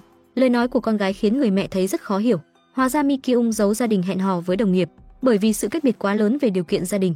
Mi Kyung đã nói dối bạn trai rằng mình là một cô nhi. Nếu như để bạn trai nhìn thấy người nhà của mình vậy thì chuyện tình này e là đi tong mất. Nhưng Mi Kyung nào có thể ngờ được bạn trai của mình lại chính là em trai ruột của chị dâu. Thực ra lần này phu nhân chủ tịch tới là để giới thiệu đối tượng xem mắt cho con gái mình. Ngày nào cũng bị mẹ ép đi xem mắt khiến Mi Kyung gần như phát điên. Hết cách cô chỉ đành nói chuyện mình yêu đương với đồng nghiệp cho anh trai biết. Mặc dù điều kiện nhà bạn trai không mấy khá giả, nhưng anh trai có thể kết hôn với người không bố không mẹ như chị dâu. Vậy nên Mi Kyung nghĩ nếu như có sự giúp đỡ của anh thì bố mẹ chắc chắn sẽ đồng ý cho họ lấy nhau. Dù cho quá trình đó có khó đến đâu, Mi Kyung vẫn muốn thử một lần. Được thôi, rốt cuộc là chàng trai như thế nào phải để anh gặp mặt trước đã. Như thế thì anh mới biết mình nên ủng hộ hay là phản đối. Cứ thế Mi Kyung, Sang U và UJ quyết định hẹn gặp mặt một lần. Khi Sang U tới điểm hẹn, anh trùng hợp bắt gặp UJ cũng đang đi tới đó. Anh vừa nhìn đã nhận ra UJ chính là anh rể của mình. Càng trùng hợp hơn là đúng lúc này Mi Kyung gọi điện thoại đến cho UJ, bảo rằng bạn trai vẫn chưa tới nên anh đừng vào vội. Này nhóc con, chàng trai mà em gái của UJ thích lại là một người không đúng giờ vậy sao? Sang U dường như đã đoán ra điều gì đó. Vì để chứng thực xem bạn gái rốt cuộc có phải là em gái của anh rể mình không, Sang U bèn đứng ở bên ngoài, sau đó gọi điện cho bạn gái nói mình đột nhiên có việc gấp không thể tới được. Thấy bạn gái lên xe của anh rể, Sang U lúc này đã có thể chắc chắn rằng chuyện này là thực. Anh không dám tin chuyện này lại xảy ra trên người mình. Thế nhưng khi nghĩ lại tất cả những gì đã xảy ra, cuối cùng anh buộc phải chấp nhận hiện thực này. Dù cho chạm mặt nhau cũng tỏ ra vô cùng lạnh lùng. Mi Kyung muốn anh ấy giải thích tại sao hôm đó lại để cho mình bị leo cây. Sang U lấy lý do cơ thể bố mình không khỏe để khiến bạn gái không thể nói gì thêm nữa. Buổi tối Mi Kyung vui vẻ cầm quà đến thăm ông Sam Jae. Thế nhưng thái độ lạnh nhạt của bạn trai khiến không khí bỗng trở nên căng thẳng. Em có tư cách gì để gặp bố anh? Em quên tối hôm tổ chức sinh nhật đó em đã nói gì với ông ấy sao? Chú à, cháu thật sự rất xin lỗi, hôm nay cháu không thể nói với chú chuyện liên quan đến bố mẹ cháu được. Hôm nay em muốn nói gì? Nếu như bố anh hỏi về chuyện bố mẹ em thì em sẽ định nói thế nào? Mi Kyung lúc này mới hiểu hóa ra Sang U đã biết về thân phận thật của mình rồi. Cô giải thích mình không phải cố ý lừa gạt anh mà, bởi những người bạn trai trước kia đều vì tình của gia đình cô nên mới cố ý tiếp cận cô. Cô ấy làm như vậy chẳng qua là vì muốn tìm một người đàn ông thật lòng thích mình mà thôi. Thực ra một phần là Sang U không thể nào chấp nhận được việc mình bị bạn gái lừa gạt, phần còn lại là vì nghĩ đến chị gái Seo Yang. Chị gái vì để nuôi anh ăn học đại học đã phải chịu rất nhiều khổ sở, bây giờ không dễ dàng gì mới có được một cuộc sống hạnh phúc. Nếu như bản thân anh bất chấp tất cả vì tình cảm cá nhân, vậy thì cuộc đời của chị gái sẽ bị hủy hoại hoàn toàn. Nhưng Sang U không có cách nào giải thích được điều này với bạn gái. Trong lúc mất khống chế, anh trút bỏ toàn bộ nỗi giận lên trên người bạn gái. Nhưng anh biết mặc dù Mi Kyung nói dối nhưng tình cảm giữa anh và cô là thật lòng thật dạ. Anh thực sự không nhẫn tâm nhìn thấy bạn gái mình phải chịu đựng đau khổ như vậy. Thấy Mi Kyung ngồi một mình trong góc khóc lóc nức nở, anh bèn bước tới ôm chặt lấy cô. Sang U bảo cô cho mình chút thời gian, anh nhất định sẽ cho cô một đáp án. Một bên là hạnh phúc của chị gái, bên còn lại là tình yêu của đời mình. Sang U bối rối không biết phải lựa chọn thế nào. Hết cách anh chỉ đành gọi điện thoại cho chị gái. Đây cũng là lần đầu tiên anh chủ động liên lạc với chị mình suốt 3 năm nay. 3 năm trước chị gái che giấu sự thật lấy thân phận cô nhi để gả vào nhà tài phiệt. 3 năm sau em trai muốn biết chị gái có hối hận vì việc đã vứt bỏ mình và bố hay không. Thực ra mấy năm nay nhìn bề ngoài thì Sao Ia có vẻ sống rất hạnh phúc, thực chất cô vẫn luôn phải sống trong sự dày vò dằn vặt.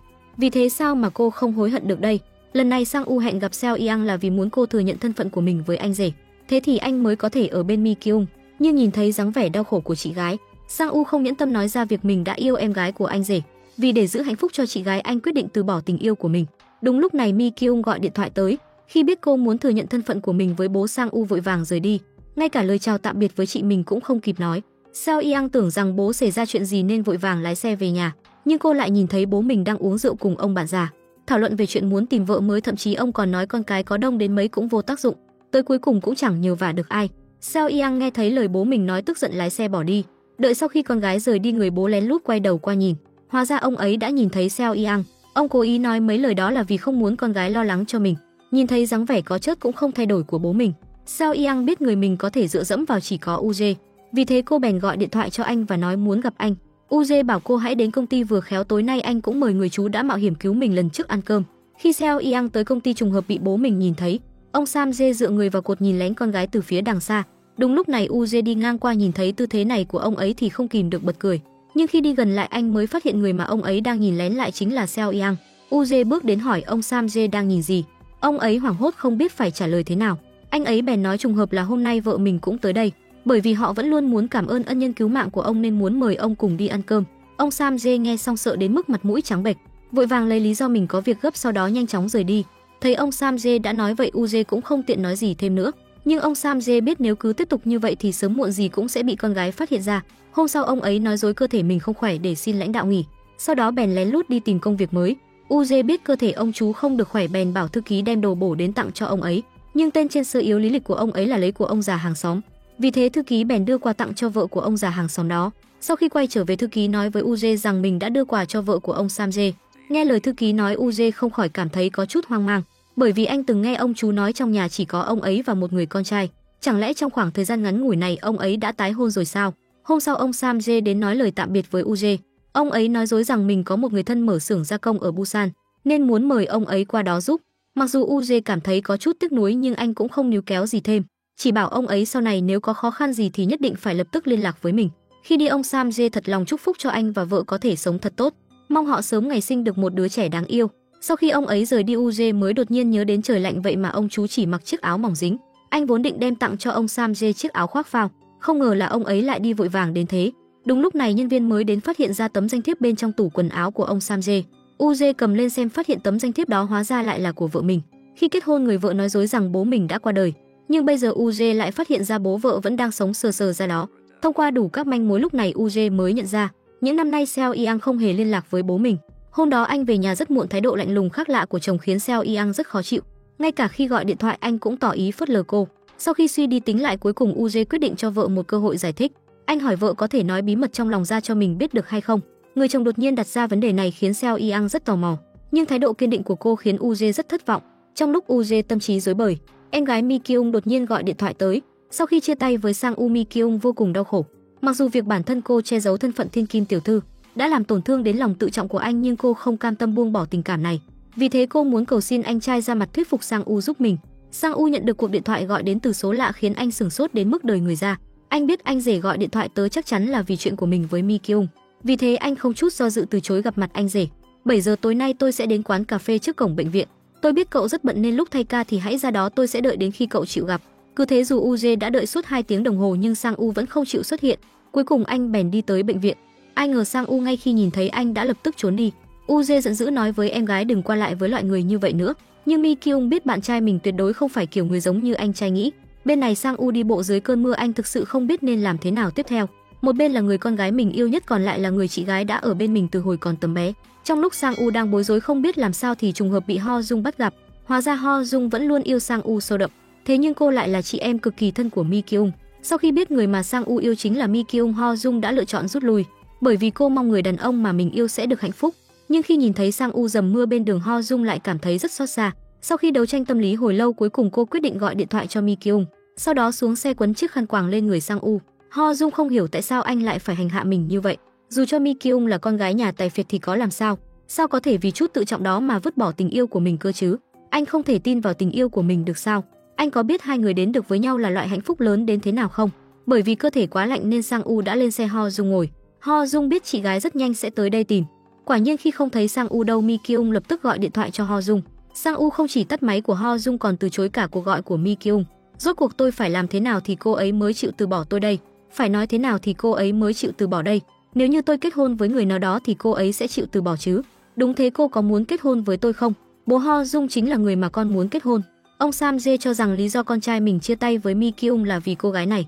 Có chuyện gì xảy ra ở đây vậy? Cháu đã đồng ý kết hôn với Sang U sao? Vâng ạ, cháu xin lỗi chú, nhưng cháu muốn kết hôn với anh. Sang U mong chú hãy đồng ý. Ông Sam Jae ngạc nhiên đến mức không nói được câu gì. Chính vào lúc này Mi Kyung lại gõ cửa nhà họ.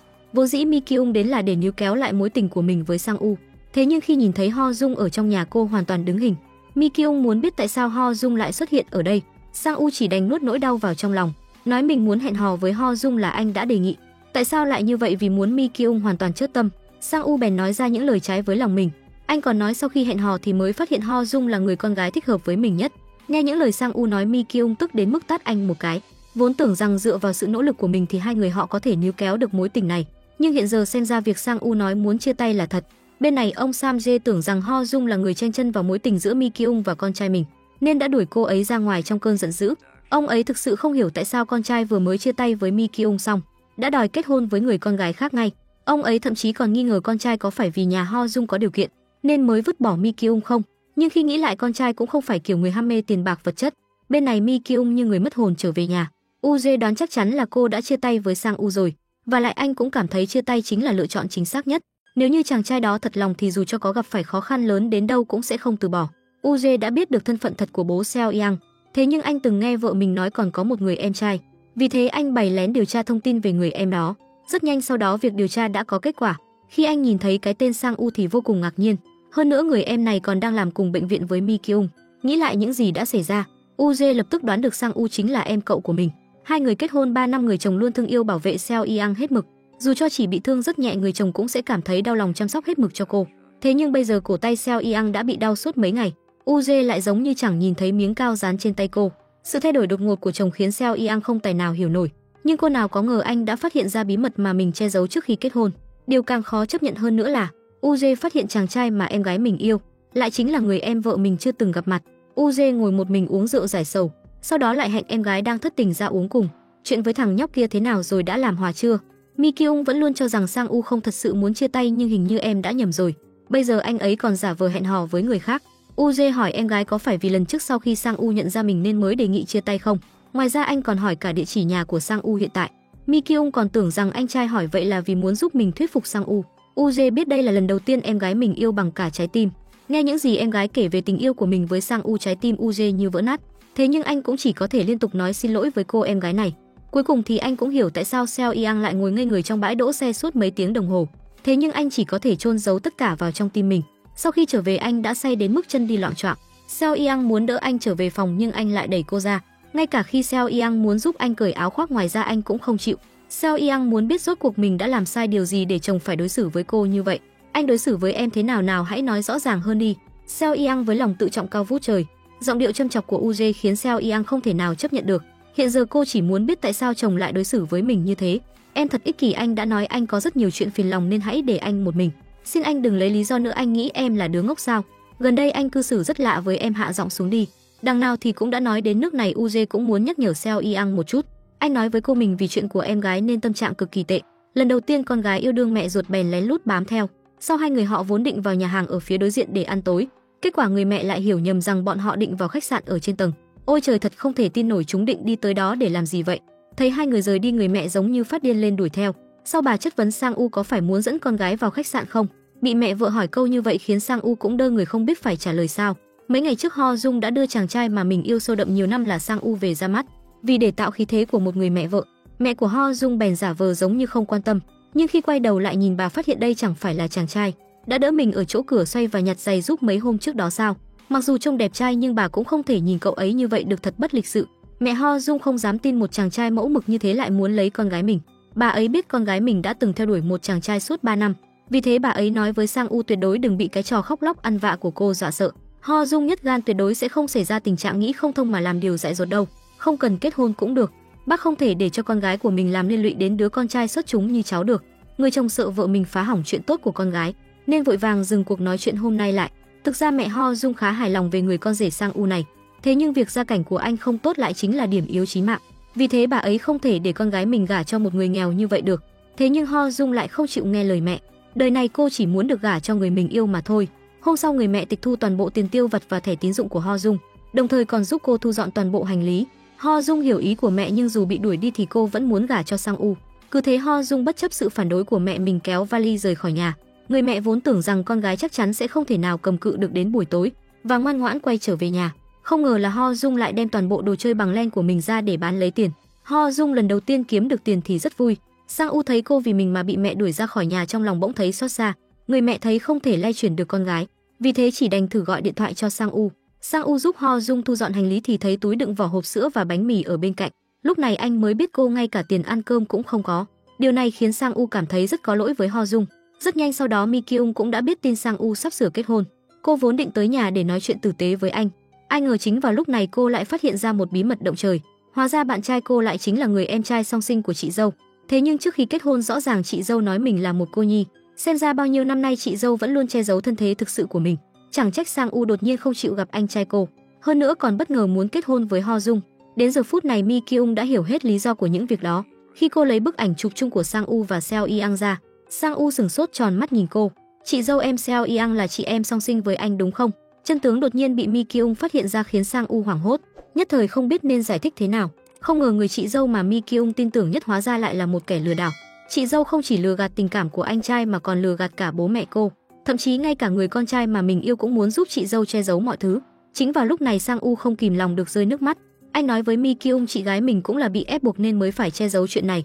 Hơn nữa kiểu người như bọn họ không thể nào hiểu được những gì chị gái đã trải qua. Không phải anh nói chị gái làm vậy là đúng. Quả thực điều đó là sai, là lỗi lầm rất lớn đối với gia đình em. Nhưng chị ấy vẫn chưa có cơ hội để sửa lại lỗi lầm đó. Này Seo Yang biết rõ UJ không phải người vô duyên vô cớ gây sự. Chỉ cần UJ chịu nói lý do mình tức giận ra thì chuyện gì cô cũng đều chấp nhận được hết. Thật vậy sao? Anh không biết tại sao em lại muốn kết hôn với anh đúng không? Đó là vì em muốn được hưởng hạnh phúc. Nếu như là trước đây Seo Yang nói ra những lời này thì UJ chắc chắn sẽ cảm động đến mức rơi nước mắt.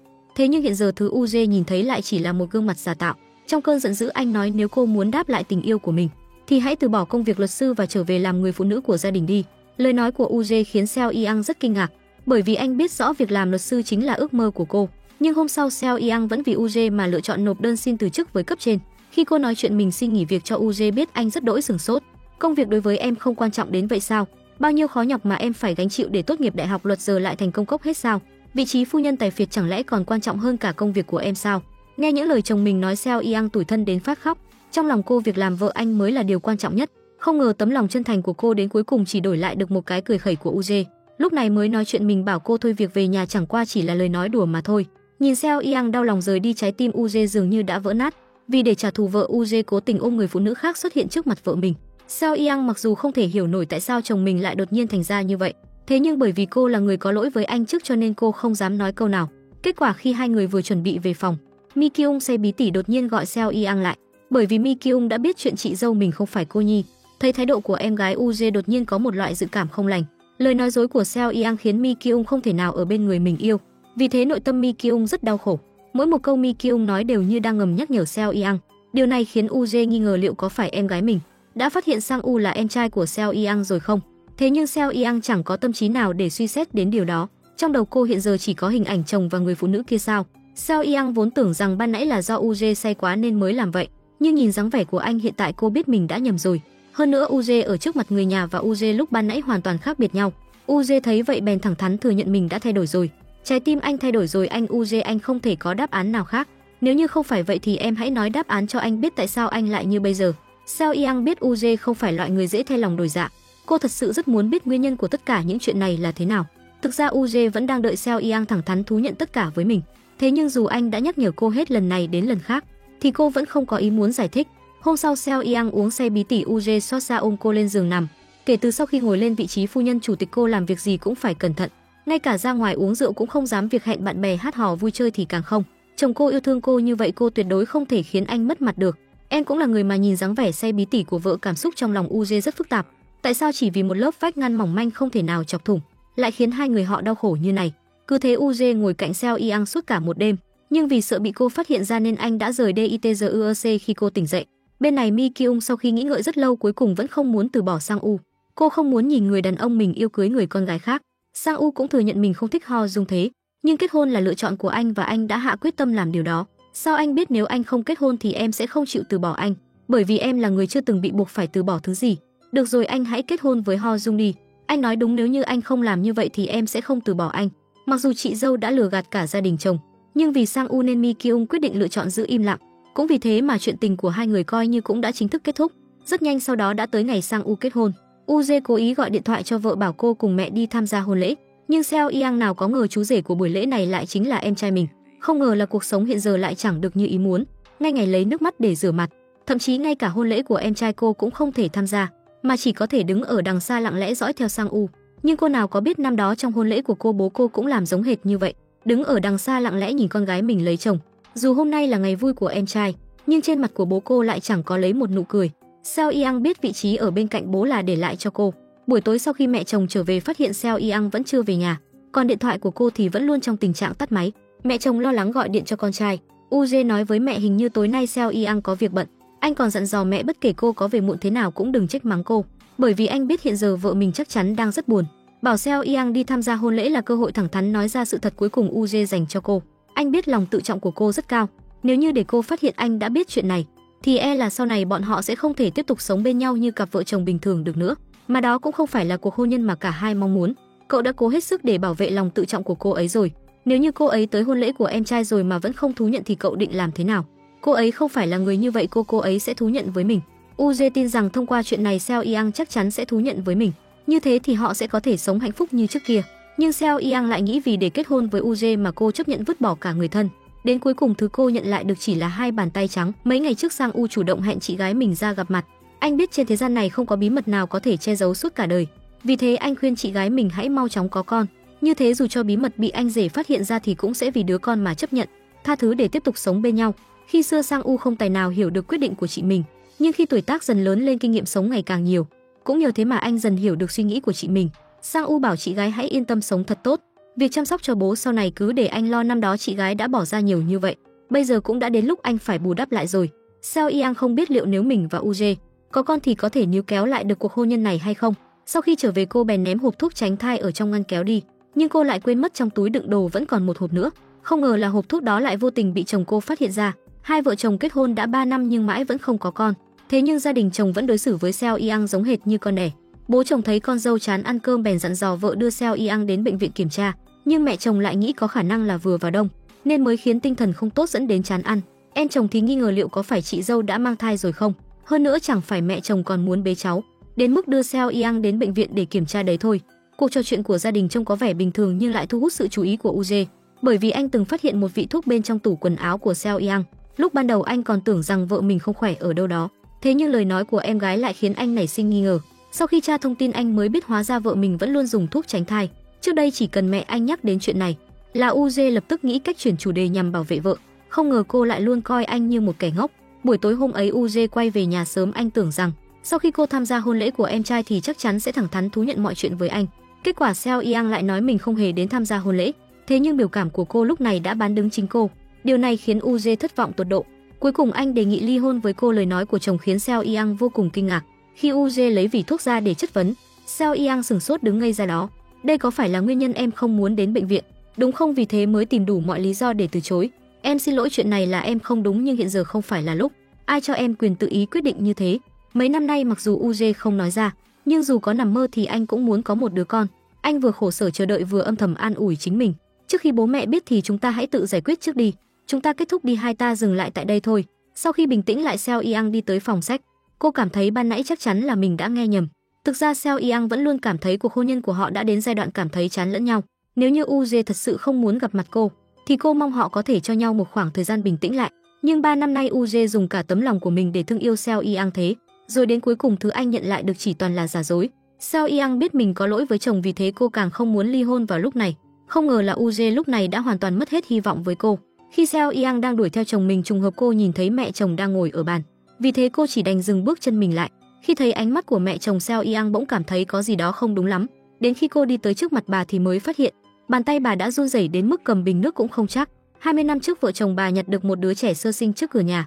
Ngay cả chủ tịch cũng không ngờ rằng đứa trẻ đó lại là con riêng của mình.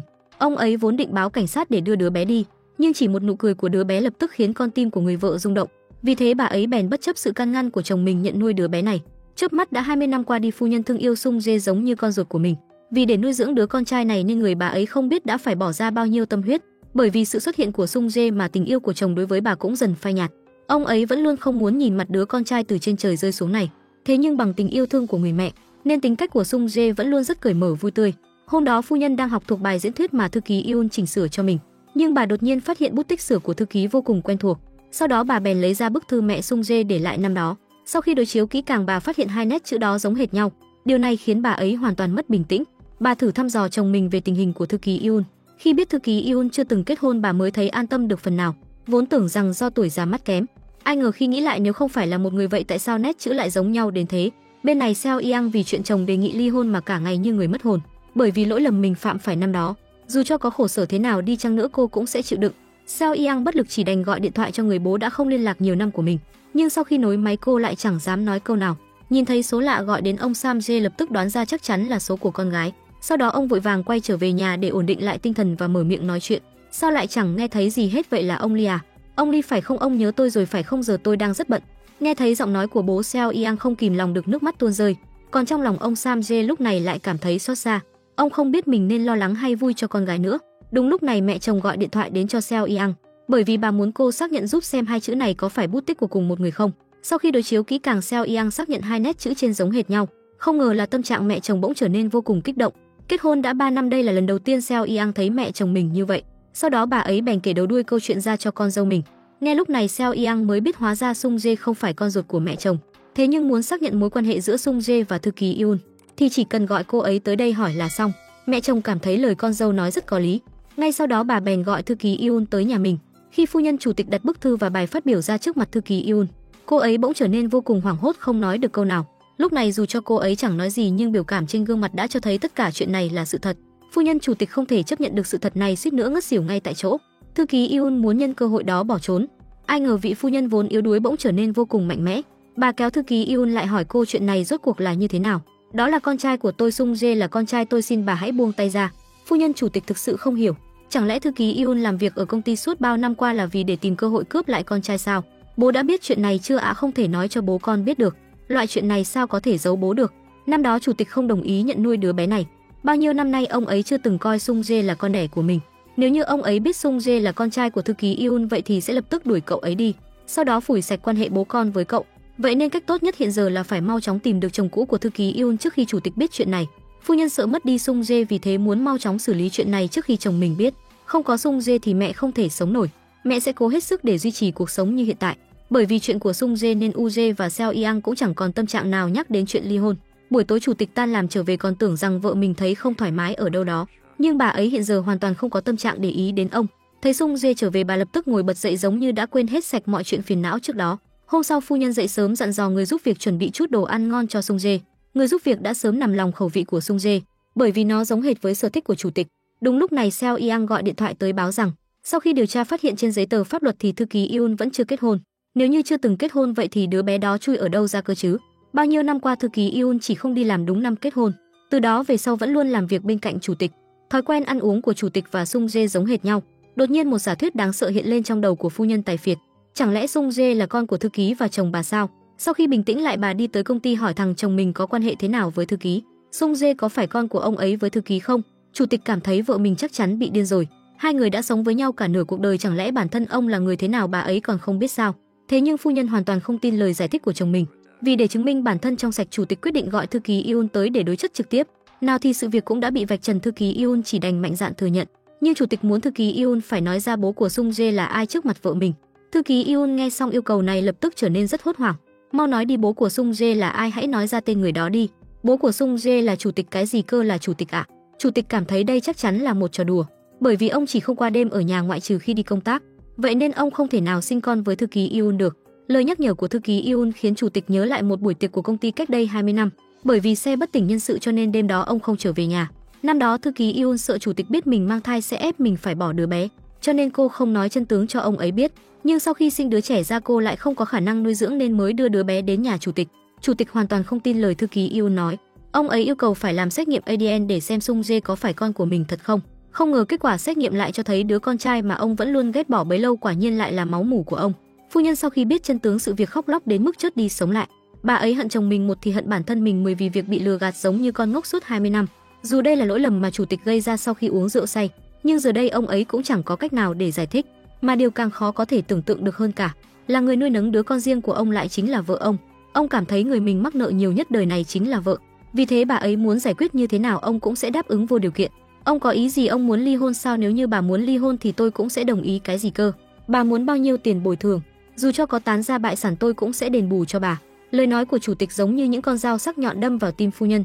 Bà ấy cảm thấy dù cho có muốn ly hôn thì cũng không đến lượt ông ấy được mở lời trước. Thực ra chủ tịch chỉ không biết nên bù đắp lại sai lầm của mình như thế nào. Chỉ cần người vợ có thể hạ cơn giận thì dù cho có quyết định thế nào ông ấy cũng sẽ chấp nhận. Ngay cả cậu con trai mà phu nhân trước nay vẫn luôn yêu thương hết mực, bây giờ chỉ vừa mới gặp mặt đã khiến bà thấy cực kỳ ghét bỏ. Sung Jae thấy mẹ mình bỗng dưng biến thành như vậy thì có chút lo lắng. May thay Seo Yang kịp thời giải vây mới có thể tạm che giấu được sự thật. Bởi vì lo mẹ chồng xảy ra chuyện nên Seo Yang canh ở ngoài cửa suốt cả tối. Cuối cùng do quá mệt nên đã nằm ra ghế để chợp mắt. Jae chứng kiến toàn bộ cảnh này trong lòng cũng rất xót xa. Nhưng Seo Yang thật sự không yên tâm nên dù có quay về phòng ngủ cũng sẽ không được ngon giấc. Lúc Seo Yang đi vào phòng bếp uống nước bỗng phát hiện mẹ chồng giống như phát điên chạy ra bên ngoài. Xảy ra loại chuyện xấu hổ này bà ấy căn bản không dám tâm sự với người ngoài, bằng không biết rốt cuộc mình đã phạm phải tội gì mà để bị ông trời trừng phạt như vậy. Dưới sự an ủi của Seo Yang, tâm trạng của mẹ chồng cũng dần bình tĩnh lại. Sau khi Jae phát hiện không thấy mẹ và Seo Yang đâu cũng vội vã lái xe chạy đi tìm. Khi anh đỡ mẹ lên xe mới phát hiện chân bà đã bị tuyết lạnh làm bị thương. Anh quay đầu qua nhìn thấy Seo Yang cũng chỉ đeo đôi dép lê và mặc bộ quần áo mỏng manh. Bởi vì chuyện trong nhà khiến Seo Yang phải lao tâm khổ tứ suốt khoảng thời gian qua. Nghĩ lại thái độ lạnh lùng của mình với vợ dạo gần đây, Jae đột nhiên cảm thấy có chút áy náy. Tối đó anh muốn bảo Seo Yang lên giường nằm ngủ cho thoải mái, còn anh thì ra phòng khách ngủ. Đợi sau khi vợ mình bình tĩnh lại, chủ tịch bèn bảo mình sẽ xử lý chuyện chỗ thư ký Yoon bằng cách ép cô ấy mau chóng rời khỏi công ty, vĩnh viễn không được gặp mặt Sung Jae. Nhưng sự việc đã đến bước này, thư ký Yoon đương nhiên sẽ không chịu bỏ cuộc. Thứ cô muốn hiện giờ không phải là tiền mà là đưa con trai quay trở về bên cạnh mình. Sau đó người phụ nữ mặt dày này bèn tới nhà chủ tịch và nói để phu nhân nuôi nấng Sung Jae suốt 20 năm, bản thân cũng cảm thấy rất có lỗi. Nếu như chuyện này không bị bà ấy phát hiện ra thì cô ấy sẽ giữ kín bí mật này cả đời. Nhưng bây giờ sự việc đã bị vạch trần nên cô ấy muốn đưa con trai đi. Cái đồ không biết xấu hổ muốn đưa Sung Jae đi sao? Không đời nào tôi lại đồng ý điều đó đâu. Bao nhiêu năm nay bà ấy nuôi nấng Sung Jae giống hệt như con đẻ của mình. Sao bà ấy có thể để cho người phụ nữ nhẫn tâm này đưa con trai đi được? Nhưng lúc này cuộc trò chuyện của hai người đã bị Sung Jae đứng ở bên ngoài nghe thấy hết. Sung Jae hồn siêu phách lạc đi trên đường, anh còn tắt cả điện thoại, không chịu liên lạc với bất cứ ai. Dù cho phải ăn bánh mì ở nhà nghỉ giá rẻ cũng không chịu trở về nhà. Bởi vì anh không thể chấp nhận được việc người mẹ mình yêu quý suốt 20 năm lại không phải là mẹ ruột của mình.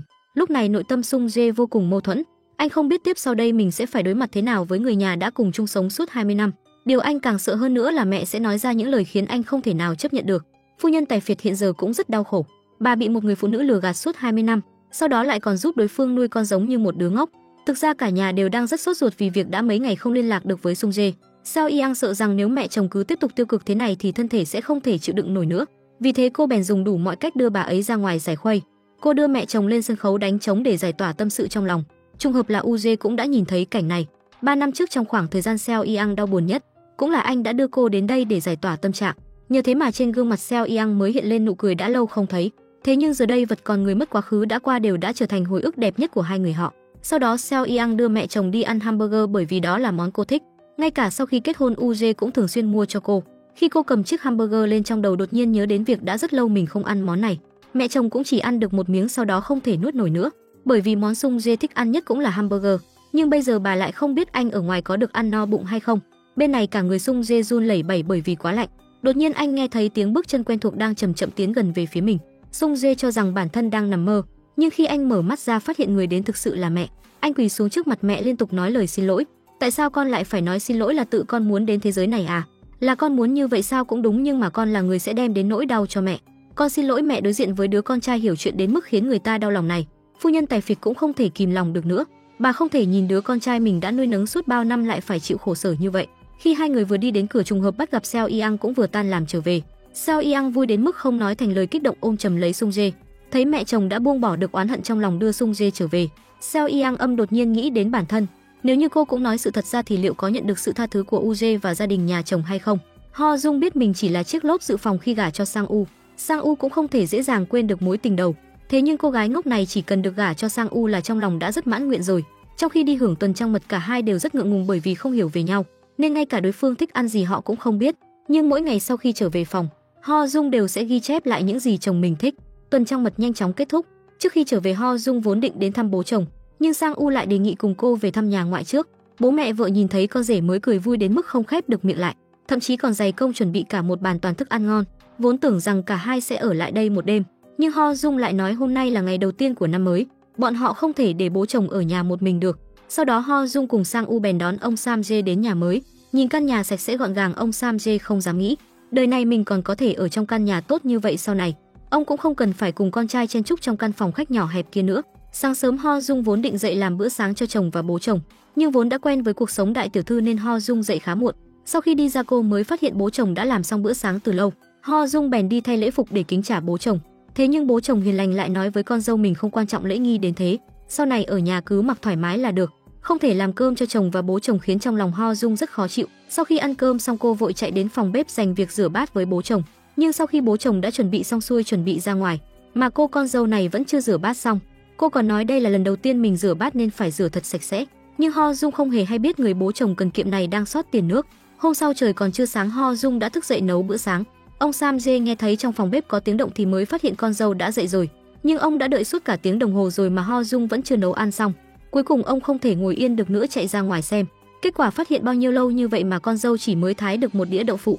Canh hải sản mà cô nấu cũng không ai nuốt nổi.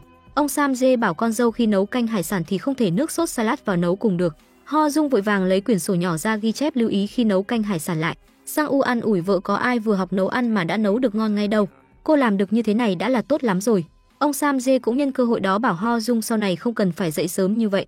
Bản thân ông tuổi đã cao nên cũng không ngủ được nhiều, nên tiện sẽ nấu bữa sáng luôn cho cả nhà. Buổi sáng Sang U tới bệnh viện đột nhiên nhận được một hộp quà. Y tá nói món quà đó là do một cô gái tặng. Sang U ngay xong không nghĩ ngợi nhiều cứ thế đem nó về phòng làm việc. Nhưng anh nào có ngờ quà không phải do chị mình gửi tặng. Hóa ra tình địch 3 năm trước của Seo Yang vẫn luôn muốn tìm cách để tiếp cận điều tra tình hình thực tế của cô. Việc cô ấy gửi quà cho Sang U là để muốn xác nhận xem anh có quen biết Seo Yang không. Sự việc quả nhiên không ngoài dự đoán. Nhìn từ biểu cảm của Sang U có thể đoán ra rằng hai người họ không chỉ quen nhau mà quan hệ còn rất không bình thường. Hôm nay là sinh nhật của Sung Jae. Phu nhân Tài Phiệt dậy từ sáng sớm để chuẩn bị một bàn toàn thức ăn ngon cho con trai. Nhìn thấy bản đồ ăn trước mặt, trong lòng Sung Jae bỗng có một loại cảm giác khó nói thành lời. Anh không dám tin sau khi thân phận của mình bị bại lộ, người nhà vẫn đối xử với mình như trước kia. Hơn nữa anh còn nhận được quà của mọi người, điều đó khiến anh vô cùng cảm động. Cảm ơn anh trai, cảm ơn chị dâu, cảm ơn chị gái. Tại sao đột nhiên lại dùng kính ngữ thế? Mấy hôm nay cậu em út của nhà ta sao lại đột nhiên trở nên hiểu chuyện vậy? Bên này thư ký Yoon mỗi năm vào ngày này đều sẽ nấu cho con trai một bát canh rong biển. Mặc dù năm đó cô buộc phải vứt bỏ con trai, nhưng không lúc nào cô không nhớ đến đứa con đó. Đúng lúc này tiếng chuông cửa nhà thư ký Yoon đột nhiên vang lên. Khi cô ấy nhìn thấy phu nhân xuất hiện thì sợ đến mức cả người run lẩy bẩy. Cô lừa gạt phu nhân suốt 20 năm lại còn để bà ấy nuôi nấng con trai ruột của mình. Cô biết phu nhân chắc chắn vô cùng hận mình. Thế nhưng phu nhân vì nể mặt Sung Jae nên quyết định rộng lòng tha thứ một lần. Điều kiện là thư ký Jun buộc phải rời khỏi thành phố này đi càng xa càng tốt.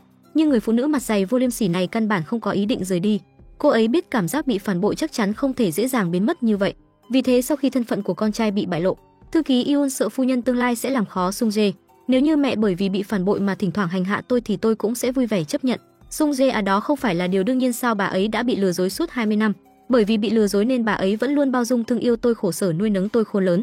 Khi biết sự thật bà ấy hẳn là đã rất tức giận và bất lực. Lời nói của Sung Jae giống như mũi dao cứa vào tim thư ký Yoon. Cô biết có lẽ từ nay về sau mình sẽ thật sự mất đi đứa con trai này. Sau khi xử lý xong chuyện của Sung Jae, Seo Yang cảm thấy đã đến lúc cần phải xử lý chuyện của mình với chồng. Nhưng trong lòng U Jae hiểu rõ bản thân anh không thể rời khỏi Seo Yang.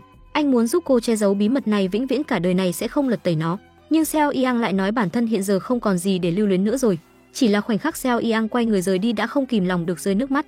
Nhìn thấy bóng lưng của vợ mình, trái tim U Jae giống như vỡ vụn. Lúc Seo Yang quay trở về chuẩn bị đi đến phòng sách ngủ, U Jae bèn kéo tay muốn giữ cô lại, nhưng Seo Yang lại đẩy tay anh ra. Không ngờ là khi cô mở cửa bước vào phòng sách lại trùng hợp bị mẹ chồng bắt gặp.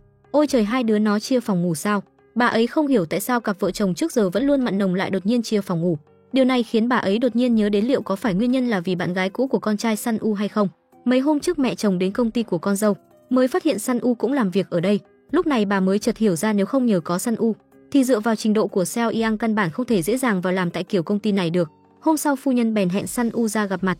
Bà ấy muốn biết bao nhiêu năm qua Sun U vẫn chưa kết hôn có phải là vì U Jae hay không.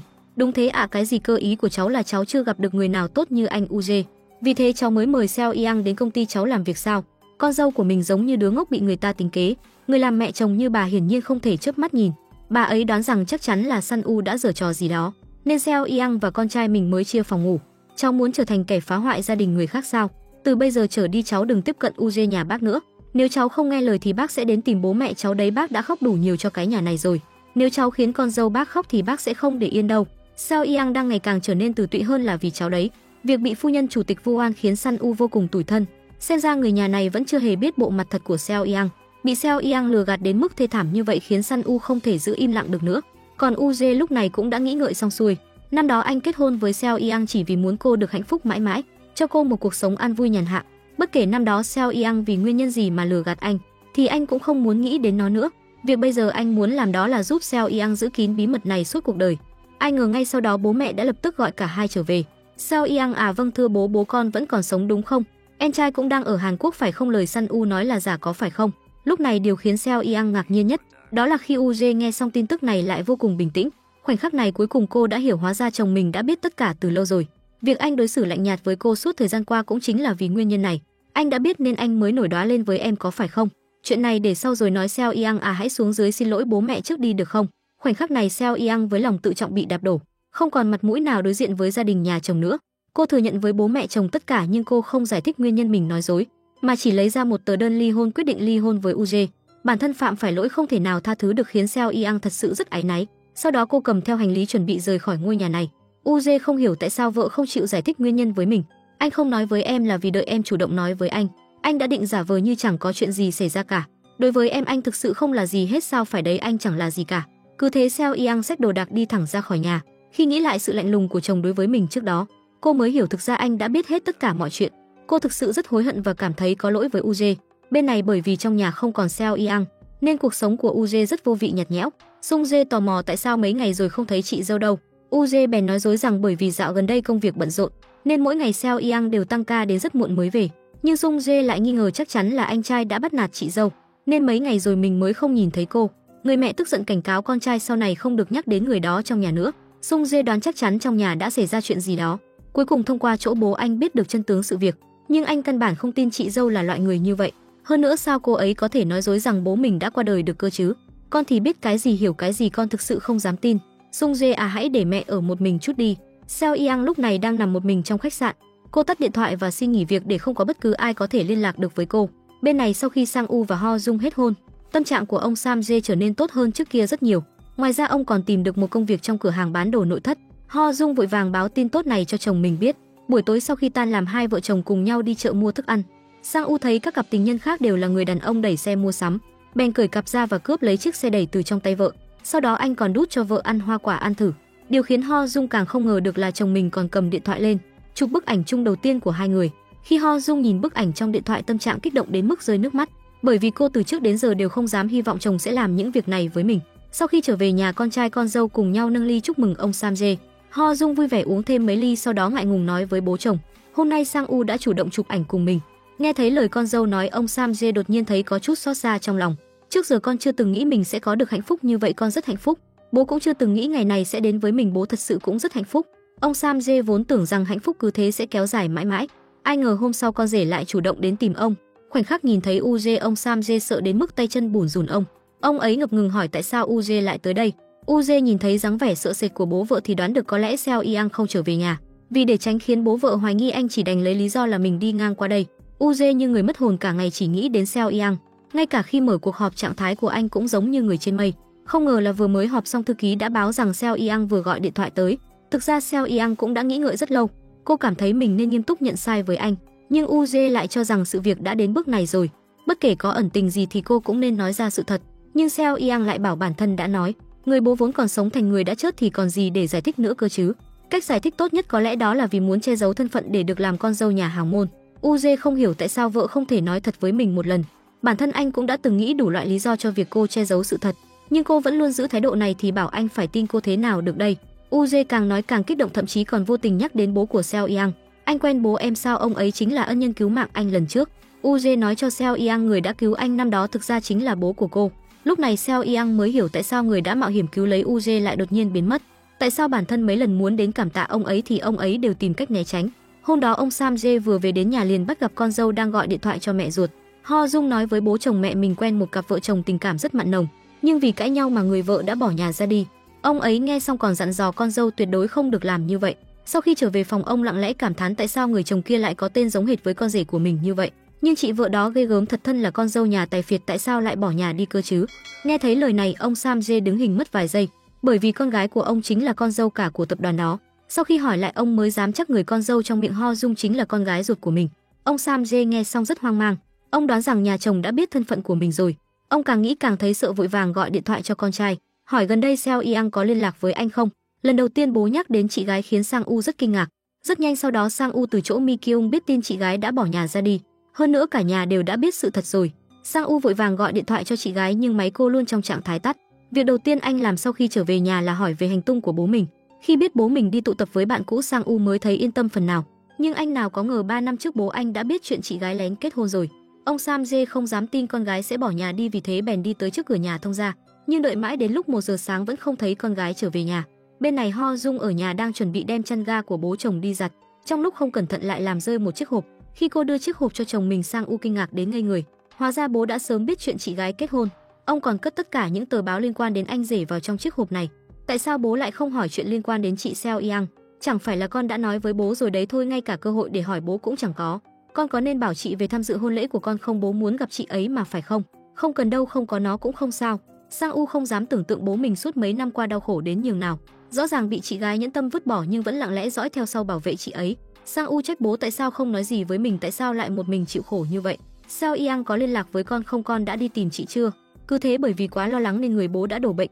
Ngay khi vừa tỉnh táo lại đôi chút, ông lập tức hỏi tin tức về Seo Yang. Hai bố con đều biết rõ họ đã bị Seo Yang vứt bỏ, nhưng vẫn cố gắng che giấu bởi vì hạnh phúc của cô. Bên này Seo Yang biết bố vẫn luôn dõi theo mình, trong lòng rất buồn. Hôm sau cô bèn quay trở lại căn nhà cũ. Thế nhưng bố và em trai đã chuyển khỏi nơi này từ lâu. Sau đó Seo Yang quay trở lại công ty dọn dẹp đồ đạc của mình chuẩn bị rời đi. Ngay khi chuẩn bị ra về cô lại bắt gặp bố mình. Đây cũng là lần đầu tiên sau 3 năm hai bố con chính thức gặp mặt nhau.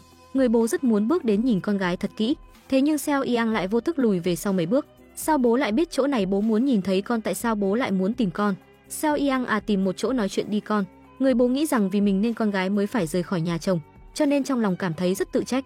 Nhưng mục đích ông ấy đến gặp mặt con gái là mong Seo Yang hãy cầu xin con rể tha thứ cho mình, sau đó quay trở lại sống vui vẻ bên nhau. Lúc này Seo Yang mới hiểu hóa ra bố đã biết toàn bộ nhất cử nhất động của mình lâu như vậy rồi, nhưng cô không giải thích với nhà chồng, chính là vì không muốn bất cứ ai biết những chuyện xấu hổ mà bố mình làm trước kia. Mặc dù trong lòng rất hận người bố này nhưng cô vẫn muốn giữ thể diện cho ông ấy. Có điều Seo Yang không hề để lộ suy nghĩ của mình, ngược lại bắt đầu quay ra oán trách ông ấy. Cô oán trách ông tại sao lại lén lút đến thăm mình, sau đó lại còn cứu mạng UJ, càng không nên tiếp nhận ý tốt của anh ấy đến công ty làm việc. Khi đó thật sự là bố không còn cách nào khác. Người bố cũng không ngờ được rằng UJ đã sớm biết thân phận thực sự của mình. Thực ra chính vì lời nói dối này của Seo Yang mà cả nhà phải cố gắng che giấu cho cô. Bản thân cô cũng phải chịu đựng dày vào bên trong nội tâm. Bố đừng cho rằng những gì bố làm là vì muốn tốt cho chúng con. Bây giờ con cầu xin bố đừng làm thế nữa. Dù như vậy nhưng ông Sam Jae vẫn không kìm lòng được chạy đuổi theo con gái để hỏi han, cũng mong cô có thể chuyển về nhà ở. Nhưng đối với Seo Yang thì làm gì có cái gọi là nhà. Coi như là con cầu xin bố đấy có được không? Bố đừng can dự vào cuộc sống của con nữa. Từ 3 năm trước con đã không còn là con gái bố nữa rồi. Nhìn bóng lưng Seo Yang rời đi, trái tim người bố giống như nát tan. Buổi tối ông ngồi một mình uống rượu giải sầu. Nếu như khi xưa ông không làm ra nhiều chuyện ngu xuẩn như vậy thì đâu có khiến con gái phải thành ra nông nỗi này. Ngay cả khi Sang U biết bố đến công ty của anh rể làm việc thì cũng rất tức giận. Nào có ai hiểu được khó khăn của ông ấy khi đó và nỗi đau trong lòng ông ấy cơ chứ. Bên này chủ tịch quyết định nhân lúc mọi chuyện vẫn chưa bị truyền ra ngoài, ép con trai phải lập tức ly hôn với Seo Yang. Sung Jae lại nói bất kể thế nào cũng phải nghe chị dâu giải thích đã. Nhưng chủ tịch lại cảm thấy bất kể bản thân có sinh ra trong gia đình thế nào cũng không nên đối xử với bố mình như thế. Người phụ nữ như vậy cũng không xứng làm con dâu của cái nhà này. Hôm sau UJ chỉ đành ký tên lên tờ đơn ly hôn. Ngay khi chuẩn bị đi tìm Seo Yang, anh lại bắt gặp ông Sam Jae đang đứng ở cửa công ty. Ông ấy không muốn nhìn thấy con cái vì mình mà vứt bỏ cuộc hôn nhân, cho nên ông quyết định đích thân nói ra bí mật mà Seo Yang che giấu cho con rể biết. Mấy năm trước ông vì cá độ mà lén trộm đi tiền học phí của con gái. Vợ ông cũng vì ông mà không may qua đời trong phòng phẫu thuật. Khi đó vì để trốn nợ nên ông đã đến đảo Jeju. Cuối cùng còn lấy cả số tiền Seo Yang dành dụm để đi giải quyết chuyện nợ nần của bản thân. Vì thế sau khi thôi học, Seo Yang đã đi làm nhân viên giao đồ ăn. Con bé đã dùng tiền lương của việc giao đồ ăn để nuôi em trai học lên đại học y. Bản thân ông cũng đã từng thử kinh doanh mấy lần, nhưng đến cuối cùng ngay cả vốn đi mượn cũng mất hết. Cùng hết cách ông chỉ đành đến câu lạc bộ đêm dành cho quý bà để kiếm tiền mưu sinh. Vì để được thêm tiền tôi còn nhảy nhót với họ. Ở cái tuổi nên được hưởng thụ tháng ngày thanh xuân tươi đẹp, nhưng lại phải gánh vác áp lực người thường không thể chịu đựng được, khiến Seo Yang gần như không thể thở nổi. Chính vào lúc ấy một người đàn ông đột nhiên xuất hiện trong vận mệnh của cô. Ông Sam Jae nói nhiều như vậy không phải là vì cầu xin con rể tha thứ, mà chỉ muốn anh biết Seo Yang có nỗi khổ của riêng mình. Cuối cùng thì UJ cũng hiểu tại sao tính cách của Seo Yang lại quật cường như vậy. Cô sống cùng anh suốt bao năm qua, nhưng anh lại chẳng hay biết cô đang mang trong mình áp lực lớn đến vậy. Hồi tưởng lại những chuyện đã xảy ra trong suốt 3 năm qua, trái tim UJ lúc này chỉ toàn là sự lưu luyến đối với Seo Yang. Lời nói dối khiến anh bận tâm trước kia bây giờ lại trở nên vô cùng nhỏ bé. Sau khi bí mật mình che giấu suốt 3 năm bị bại lộ, nội tâm Seo Yang bỗng trở nên thoải mái hơn bao giờ hết. Khi đến chỗ làm của em trai cô cũng không cần phải lén lén lút lút nữa. Sau đó cô chuyển đến nhà mới xem phim một mình, đi dạo một mình. Hòn đá tảng đè nặng trong tim suốt bao năm cuối cùng cũng đã được hạ xuống. Bên này Sun U còn tưởng rằng sau khi UJ biết được hành vi độc ác của Seo Yang thì mình sẽ có cơ hội. Không ngờ UJ không chỉ hung dữ dạy dỗ cô một trận mà còn nói chuyện Seo Yang che giấu thân phận mình đã biết từ lâu rồi. Sau khi Sang U tan làm trở về phát hiện vợ mình lúng túng một cách lạ thường, anh muốn dẫn cô ra ngoài ăn nhưng cô cũng từ chối. Ho Dung thật sự rất sợ đây sẽ là bữa tối cuối cùng của hai người họ. Cô biết người mà chồng mình thích là Mi Kyung, nhưng cô không hề biết chị dâu của Mi Kyung lại chính là chị chồng của mình. Sau khi biết tin cả người cô đờ ra. Cuối cùng thì cô cũng hiểu nguyên nhân tại sao Sang U lại muốn chia tay Mi Kyung và cưới mình. Tôi có thể kết hôn với bất cứ cô gái nào trên thế giới này, Mi Kyung thì không thể. Rốt cuộc phải làm thế nào mới khiến Mi Kyung từ bỏ tôi đây? Anh Sang U vì chị gái nên mới chia tay với chị Mi Kyung, chồng vì hạnh phúc của chị gái nên mới chia tay với người yêu đầu. Nhưng vấn đề hiện giờ là Seo Yang đã ly hôn rồi. Ho Dung đột nhiên nghĩ đến việc nếu như vậy liệu Sang U có vứt bỏ mình để quay lại với Mi Kyung không? Cô càng nghĩ càng thấy sợ rằng mình sẽ vì thế mà mất chồng. Hôm sau UJ gọi điện thoại cho Sang U. Anh biết Sang U vì mình nên mới rời xa Mi Kyung. Việc chia rẽ chuyện tình của hai người khiến anh thấy rất có lỗi. Bản thân anh hiện tại cũng đã có được đáp án như ý muốn từ chỗ bố vợ. Lúc này Sang U mới biết UJ không chỉ quen biết bố mình, hơn nữa còn biết bí mật chị gái che giấu từ lâu rồi. Mục đích của UJ khi tới đây đó chính là nghe ngóng về chỗ ở của Seo Yang, muốn giúp cô từ từ gỡ bỏ nút thắt trong lòng. Nhưng Sang U lại không muốn để anh lại làm ảnh hưởng đến cuộc sống của chị mình, bởi vì anh biết mấy năm nay chị gái chưa từng được sống hạnh phúc. Thật sự sau này chị ấy cũng sẽ không thấy hạnh phúc. Bây giờ mọi thứ đã khác, anh đã hiểu cô ấy.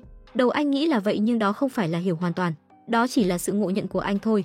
Sang U là người hiểu tính cách của Seo Yang nhất, dù cho cô có được thấu hiểu thì vẫn sẽ sống cuộc sống giống như tên tội phạm. Vì thế Sang U hy vọng UJ có thể tôn trọng quyết định của chị gái mình. Những tin nhắn UJ gửi cho Seo Yang trước đây giống như đá chìm đáy biển. Không ngờ là hôm nay Seo Yang không chỉ trả lời tin nhắn của anh mà còn đồng ý gặp mặt. Nguyện vọng duy nhất hiện giờ của UJ đó chính là được bắt đầu lại từ đầu với cô. Bên phía bố mẹ anh cũng sẽ tìm cách để thuyết phục họ. Thế nhưng suy nghĩ của Seo Yang lại giống hệt với những lời em trai cô đã nói. Đoạn hồi ức không mấy tốt đẹp kia trong lòng cô vĩnh viễn chẳng thể xóa mờ. Vậy thì chia tay đi thôi. UJ biết bản thân không thể nào níu kéo được Seo Yang. Hai người đều cho rằng duyên phận của mình sẽ thật sự kết thúc như vậy. Con gái sau khi kết hôn đã 3 năm không trở về nhà. Khi ông Sam Jae nhìn thấy bóng dáng của cô trong lòng vừa thấy vui lại vừa thấy sợ. Ông sợ Seo Yang bỗng dưng quay về sẽ đem đến tin tức không tốt. Quả nhiên Seo Yang đã nói ra câu nói mà ông Sam Jae không muốn nghe thấy nhất. Con và anh UJ đã ly hôn rồi, không phải vì bố đâu nên bố không cần thấy áy náy. Việc bọn con ly hôn là vì nguyên nhân riêng. Mặc dù con gái nói vậy nhưng ông Sam Jae biết nguyên nhân của chuyện này chính là vì mình. Ông ấy trách con gái tại sao lại bồng bột như vậy, tại sao không cầu xin gia đình chồng tha thứ, với lại sao cô có thể dễ dàng buông tay người đàn ông tốt như UJ vậy được. Nhưng Seo Yang trở về không phải vì muốn nghe những lời này, mà cô về để xin lỗi bố về những sai lầm mà mình đã phạm phải trước kia. Người bố bởi vì quá kích động nên đã nổi nóng với con gái mình. Lòng tự trọng ngu ngốc kia của con quan trọng đến vậy sao? Một lần chỉ cần cúi đầu một lần này thôi con không có mặt mũi nào để đối diện với anh đấy được cả.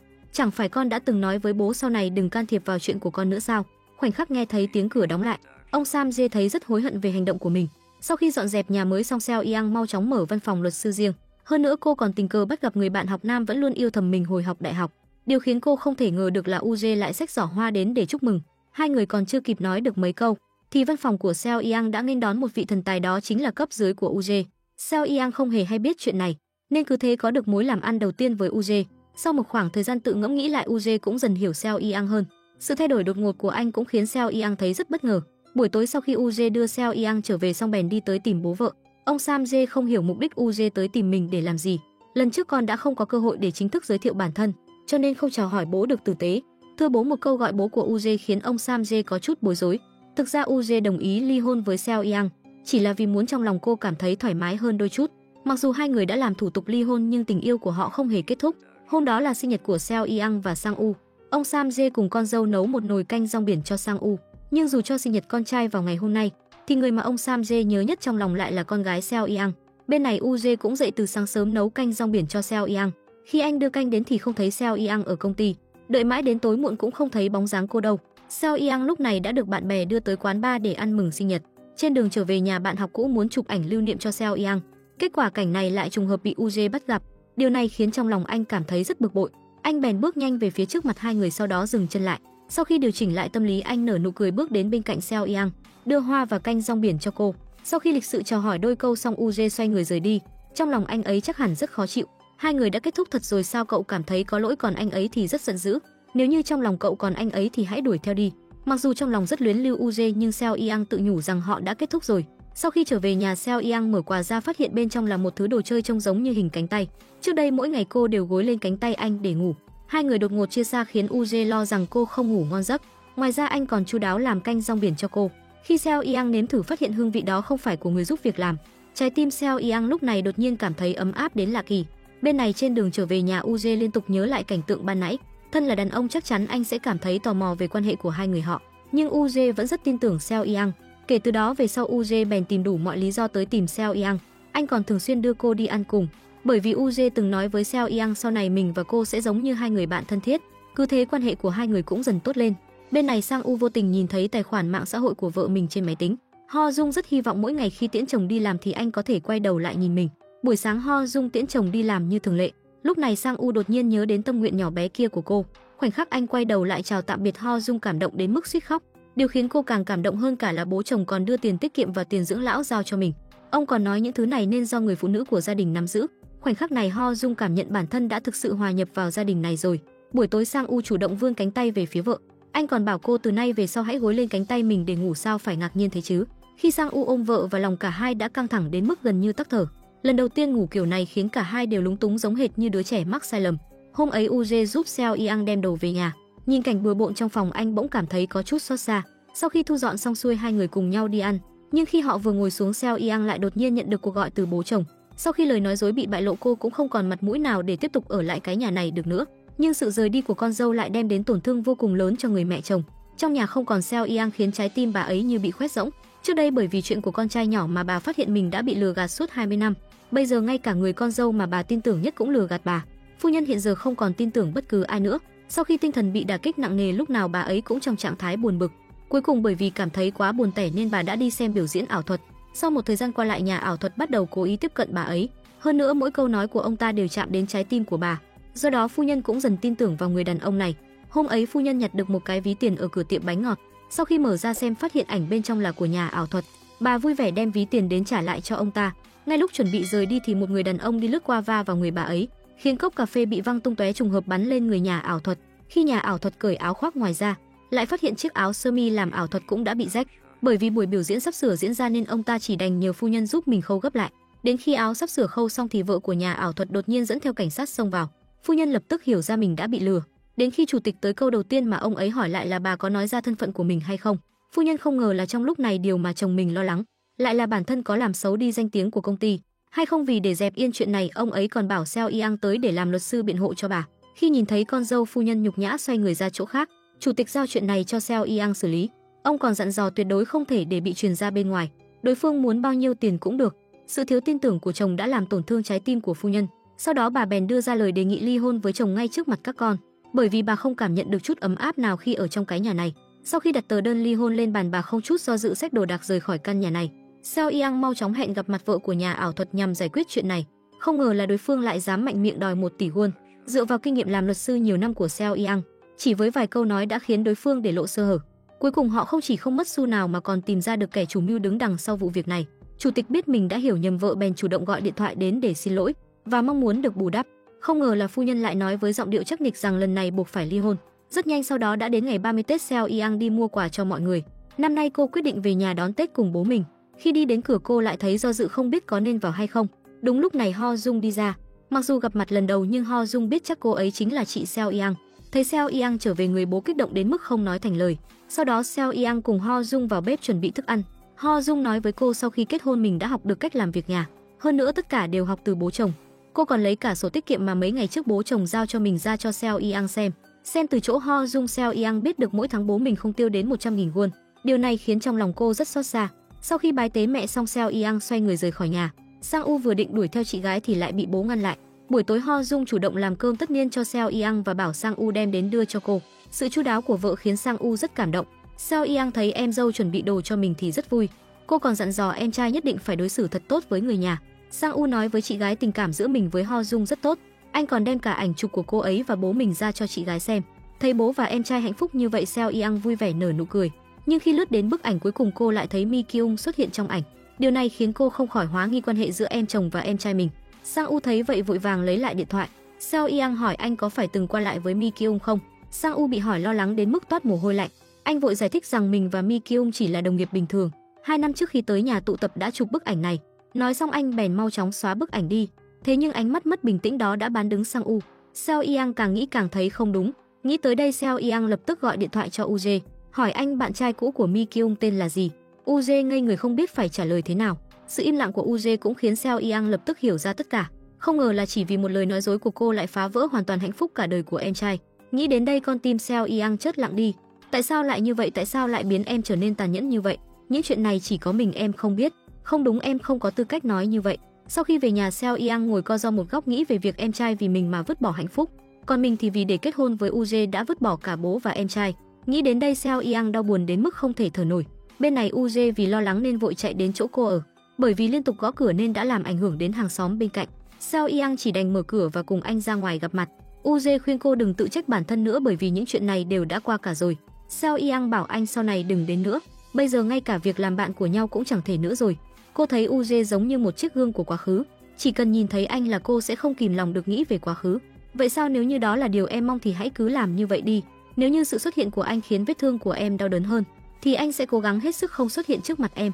Khi nói ra những lời này, trái tim Uje đau đớn đến cùng tận. Uje bởi vì lo cho Seo Yang nên chỉ đành nói chuyện này cho Sang U biết. Sang U an ủi chị gái đừng vì chuyện này mà quá tự trách bản thân. Chẳng lẽ bản thân anh vì để kết hôn với Mi Kyung mà lại đi vạch trần lời nói dối của chị gái sao? Huống hồ hiện tại anh và Ho Dung cũng sống rất hạnh phúc. Sang U mong chị gái có thể buông bỏ được những suy nghĩ này trong lòng mình, thẳng thắn nhìn nhận tấm lòng Uje dành cho cô. So với lòng tự tôn của cô thì là cảm giác bị phản bội của anh ấy còn lớn hơn gấp nhiều lần. Bất kể xuất phát từ nguyên nhân gì, 3 năm trước chị đã chọn anh ấy cũng đã đánh đổi rất nhiều vì cô. Cho nên hiện giờ cô nên nghĩ cho anh một chút. Nếu như cô không thể bước ra khỏi quá khứ thì bố cũng sẽ sống mãi trong sự dằn vặt. Chị có thể ghét bố nhưng đừng ghét chính mình.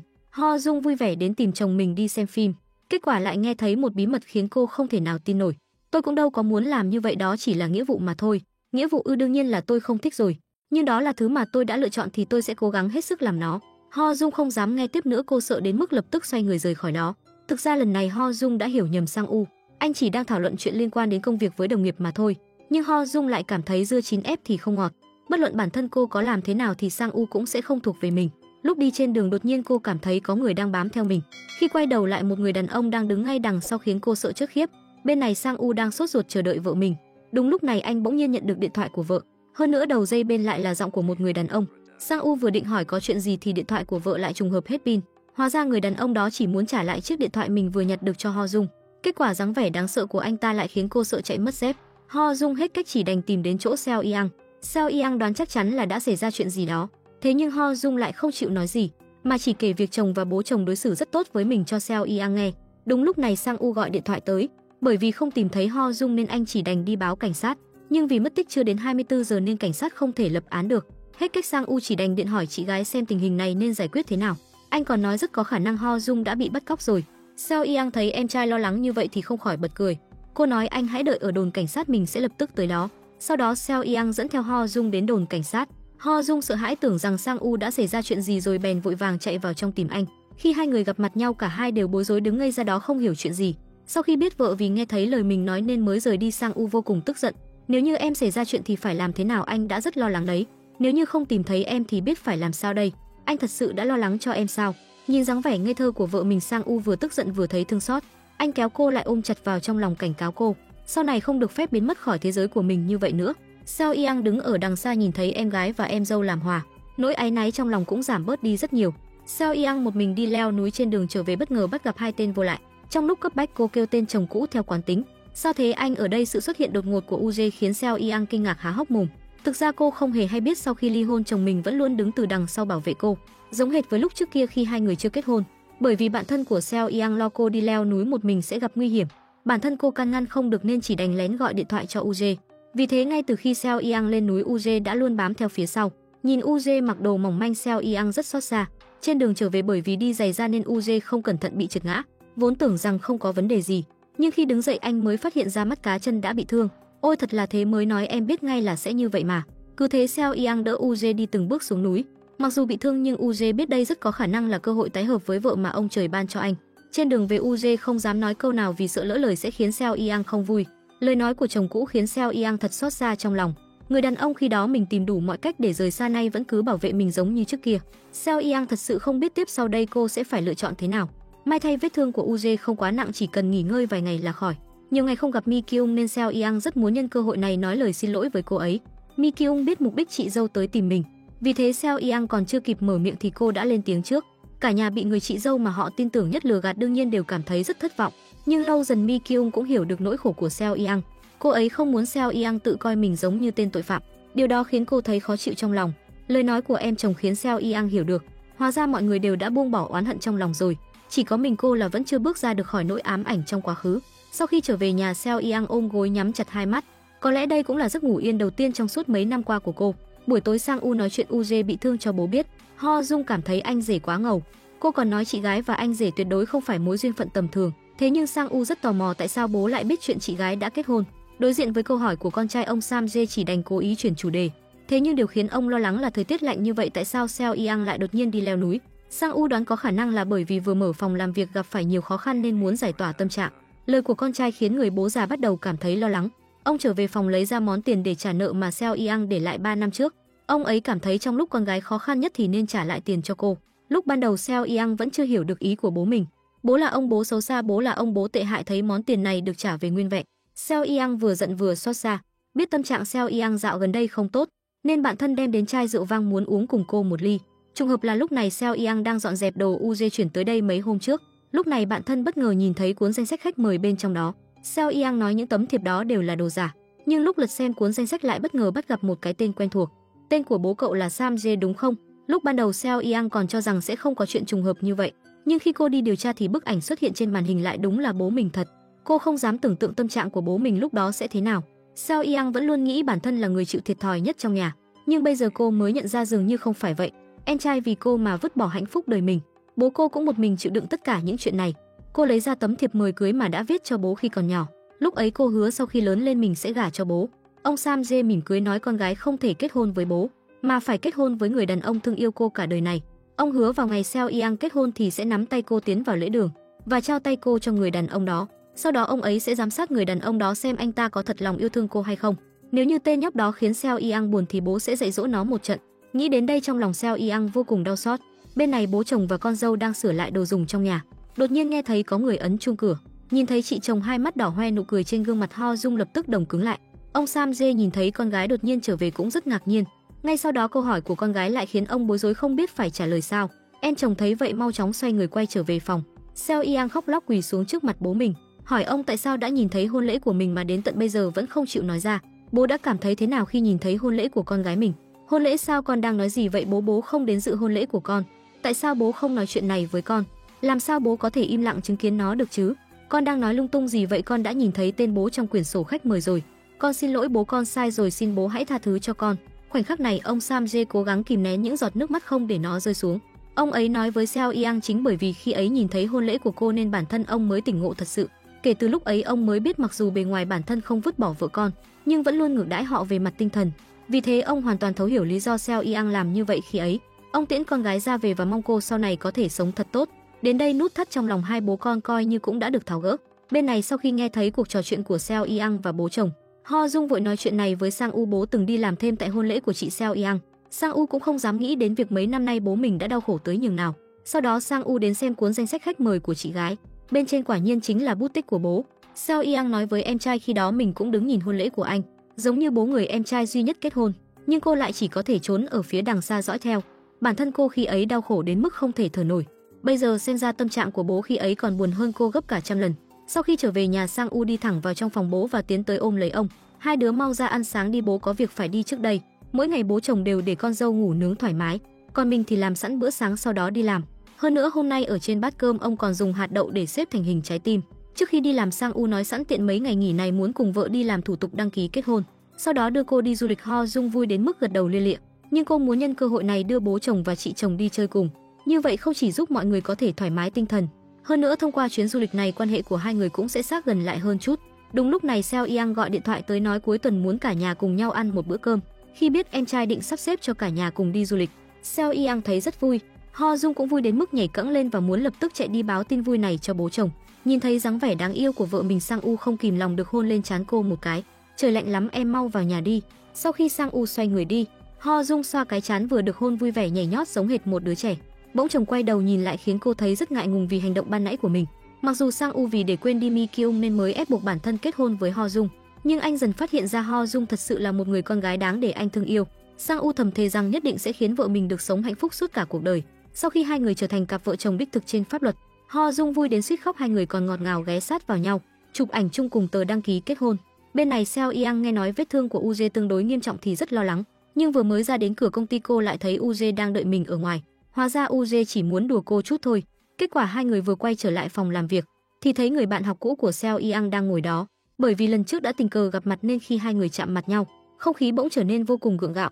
UJ bộ dạng ghen tuông hỏi người bạn học kia đã có bạn gái chưa, nếu như chưa thì anh sẽ giới thiệu cho một người.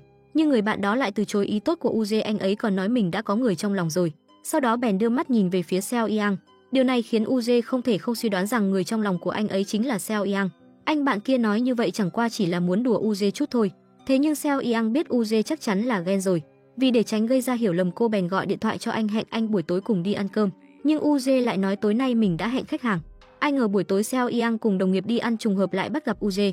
Hơn nữa người mà UJ hẹn lại chính là Sun U. Thấy hai người nói cười vui vẻ, trong lòng Seo Yang rất giận. Thấy Seo Yang đứng dậy đi vệ sinh, UJ bèn vội đuổi theo và giải thích. Vì sợ cô hiểu nhầm nên mới nói dối. Với lại ngày mai Sun U sẽ trở về New York, hôm nay họ gặp nhau cũng là để nói lời từ biệt. Sao anh phải giải thích, em đã nói là không quan tâm mà. Thực ra đây là món quà mà Sun U cố ý muốn dành tặng cho Seo Yang trước khi rời đi. Cô biết cả hai đều không buông bỏ được đối phương, nên muốn thông qua chuyện này để Seo Yang chấp nhận tấm lòng của UJ. Sau đó UJ ngồi xuống phía đối diện Seo Yang. Chuyện đầu tiên Seo Yang làm đó là giải thích với UJ rằng người bạn học của mình đã có bạn gái rồi. Nếu đổi lại là trước khi thì có khả năng Seo Yang sẽ không chủ động giải thích chuyện này. Trải qua nhiều chuyện như vậy, cô cũng dần thay đổi bản thân. Nếu cô không chủ động giải thích thì sẽ không bao giờ hiểu được suy nghĩ của người khác. Cứ thế quan hệ giữa hai người cũng trở nên tốt hơn rất nhiều. Rất nhanh đã đến ngày cả nhà cùng nhau đi du lịch.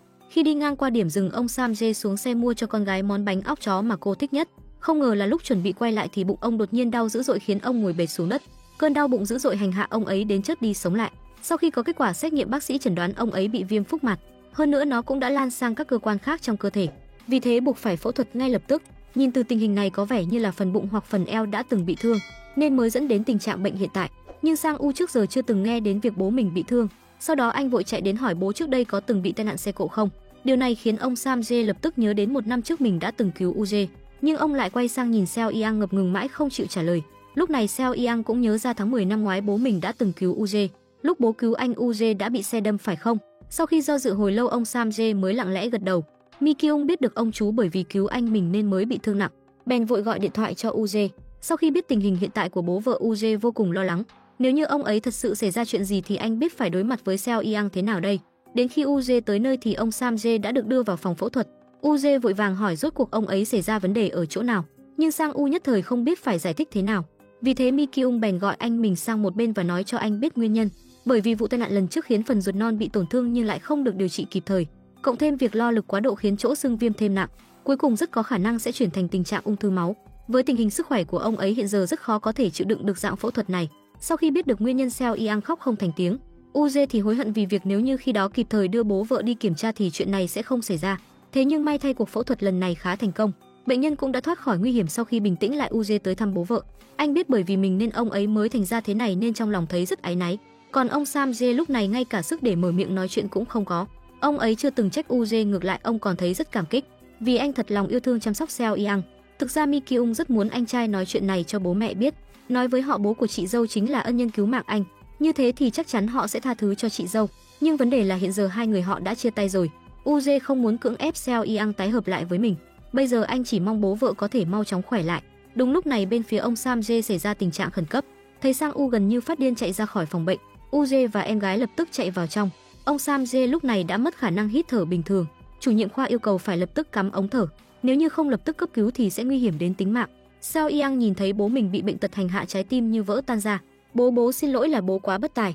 Khoảnh khắc sinh bệnh của người bố đứng giữa sống và chết, người mà ông ấy nhớ nhất chính là con gái. Ông ấy dùng chút sức lực cuối cùng mở mắt nhìn Seo Yang. Ông sợ rằng sau khi vào phòng phẫu thuật thì sẽ không thể sống sót đi ra được nữa. Chị Seo Yang, chị thậm chí còn chưa nói chuyện với bố một cách đàng hoàng mà Sang U. Em đã thấy bố không nỡ rời xa chị, mà quan hệ giữa hai bố con vừa có chút tốt đẹp thì lại sắp sửa phải đối mặt với sinh tử biệt ly. Seo Yang không có cách nào chấp nhận được hiện thực này. Khoảnh khắc này trái tim yếu đuối của cô đã hoàn toàn vỡ nát. Cầu xin anh hãy cứu lấy bố em, anh UJ. Không biết đã qua bao lâu sau khi được cấp cứu, ông Sam Jae cuối cùng cũng đã có thể thở được bình thường. Thế nhưng hiện giờ những biện pháp có thể làm đều đã làm hết cả rồi. Việc ông ấy có thể tỉnh lại được hay không thì phải xem ý ông trời. Xảy ra chuyện này UJ buồn hơn bất cứ ai.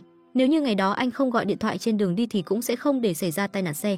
Nếu như bố vợ không tỉnh lại thì anh cũng không có cách nào để đối diện với Seo Yang. Mi Kyung mong anh đừng để lộ sự tự trách trước mặt chị dâu, như vậy sẽ khiến chị dâu càng thêm khó chịu. Bên này Seo Yang cũng cảm thấy rất tự trách. Nếu như ngày đó cô đi cùng UJ thì mọi chuyện đã khác. Không nên nói là cùng đi thể thao mà là không nên kết hôn với UJ mới phải. Chị không nên gặp được anh ấy. Không ngờ là những lời này lại bị UJ nghe thấy hết. Vì thế anh bèn lẳng lặng đóng cửa lại. Thực ra Seo Yang không hề hối hận vì việc gả cho UJ. Cô chỉ hận bản thân tại sao lại đem đến tổn thương lớn đến vậy cho anh. Sau đó Seo Yang bèn tìm đến nhà mẹ chồng. Việc Seo Yang đột nhiên tới thăm khiến vợ chồng chủ tịch rất ngạc nhiên. Thực ra cô chỉ muốn nói lời xin lỗi chân thành với bố mẹ chồng vì chuyện 3 năm trước và giải thích nguyên nhân việc mình nói dối. Seo Yang không phải muốn mọi người tha thứ cho cô, mà là sợ không giải thích rõ ràng thì sẽ phải hối hận cả đời. Hành động này của Seo Yang khiến vợ chồng chủ tịch thấy bất an. Phu nhân bèn gọi điện thoại cho con trai, nhưng máy anh lại liên tục trong trạng thái tắt. Điều này càng khiến cả hai thêm chắc chắn đám trẻ đã xảy ra chuyện gì đó. Bên này Ho Dung khóc nức nở gọi điện thoại cho bố mình và kể lại bệnh tình của bố chồng cho bố mẹ nghe. Sau đó mẹ Ho Dung vội vàng đến bệnh viện để thăm hỏi. Kết quả vừa đến cửa bệnh viện lại nhìn thấy Seo Yang. Đó chẳng phải là vợ của UJ sao? Thấy mẹ tới, Ho Dung vội vàng kéo bà sang một bên. Sau khi nghe con gái thuật lại mọi chuyện, bà ấy mới biết chị gái của Sang U lại chính là cô con dâu lừa gạt cả nhà chồng kia. Bà ấy sợ rằng nếu không nói ra chuyện này thì sẽ muộn mất. Sau khi biết chân tướng sự việc, vợ chồng chủ tịch bèn vội gọi hai con về nhà. UJ tò mò không biết tại sao bố mẹ lại gọi Seo Yang tới đây. Chủ tịch giận dữ nói vì muốn dạy dỗ cô một bài nên mới gọi cô tới đây. Phu nhân không hiểu tại sao người thông minh như Seo Yang lại làm ra loại chuyện hồ đồ như vậy. Tại sao lại biến mình thành người máu lạnh như vậy?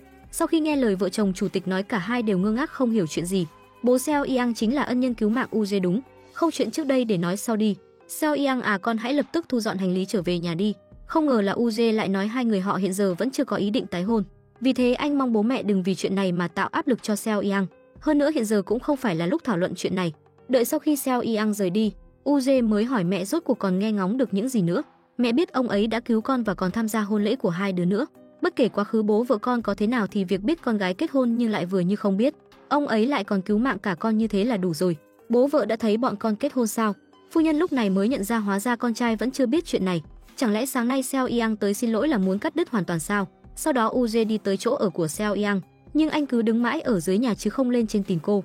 Cứ thế hai người lại bỏ lỡ nhau lần nữa. Seo Yang nghe đi nghe lại cuộc điện thoại trước kia của mình với bố. Cô rất muốn bố mau chóng tỉnh lại để được nghe thấy giọng của ông. Không có bố thì con biết phải làm sao đây, con thật sự rất sợ. Mà những lời này trùng hợp bị UJ đứng ở ngoài nghe thấy hết.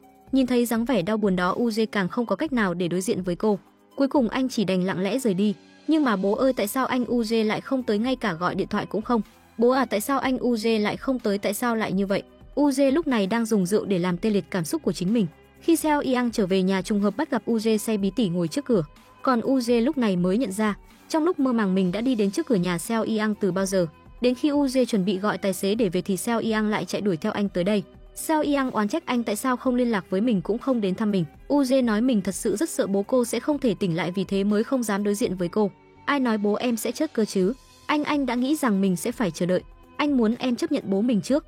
Với tính cách của Seo Yang, nếu như em không làm lành với ông ấy trước thì làm sao em có thể chấp nhận anh được? Nói xong UJ bèn xoay người rời đi.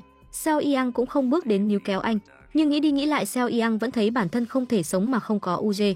Vì thế cô bèn xoay người đuổi theo anh. UJ à, không phải vậy đâu. Không phải vì em muốn thoát khỏi bố mà mới đến với anh đâu.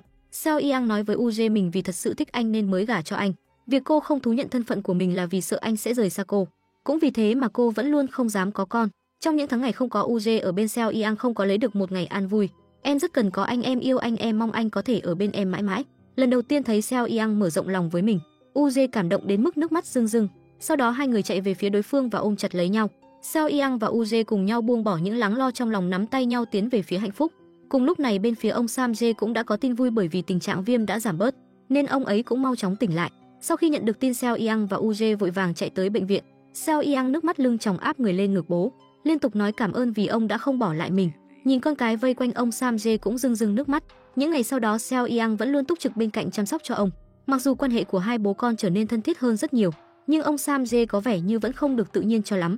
Seo Yang nhìn ra được suy nghĩ của ông, cô bèn kể lại những chuyện đã xảy ra mấy năm ngay cho ông nghe. Hai bố con ngầm hiểu ý của nhau, nút thắt trong lòng cũng dần được tháo gỡ. Không lâu sau, ông Sam Jae đã được xuất hiện.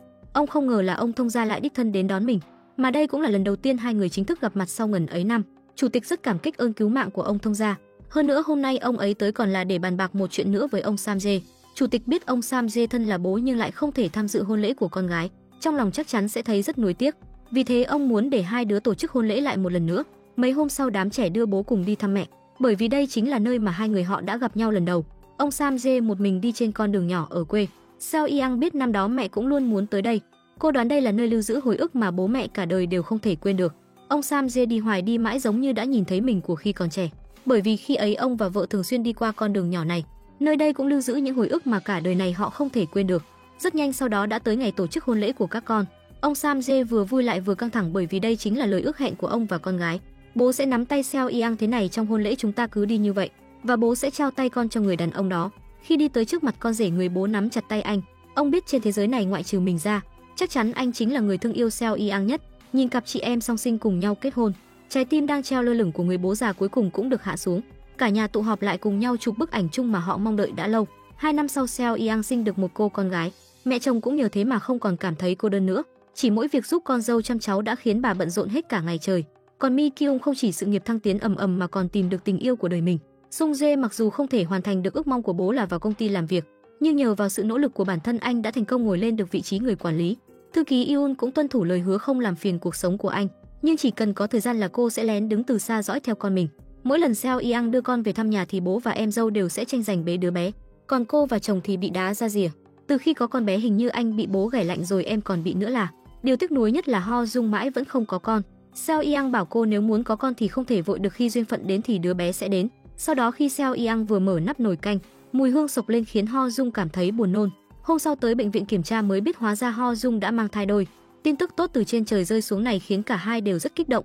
Ông Sam Jae cũng vội vàng chuẩn bị giường cho hai đứa cháu nhỏ sắp sửa ra đời. Cuối phim Seo Yang ôm con gái ngồi trên ghế bành sưởi nắng. Cô mong con gái có thể lớn lên mạnh khỏe, cũng mời thời gian có thể trôi chậm một chút, như thế thì cô có thể sống hạnh phúc thật lâu bên người thân. Thực ra tất cả những gì ông Sam Jae làm đều là vì muốn Seo Yang có thể tìm thấy hạnh phúc thuộc về mình trên thế giới này. Ông ấy dùng tấm lưng vững chắc để dìu đỡ con gái tiến về phía trước, âm thầm canh giữ và cống hiến hết mình. Đây có lẽ là tình yêu không gì đền đáp được, cũng là thứ tình cảm đẹp nhất trên thế gian này. Được rồi, bộ phim đến đây là kết thúc. Các bạn bỏ ra 3 giây đăng ký kênh để ủng hộ chúng mình nha. Cảm ơn các bạn đã đón xem kênh của chúng mình. Hẹn gặp lại mọi người trong bộ phim tiếp theo. Tập hôm nay đến đây là hết mất rồi. Cảm ơn các bạn đã theo dõi. Còn giờ thì xin chào và hẹn gặp lại.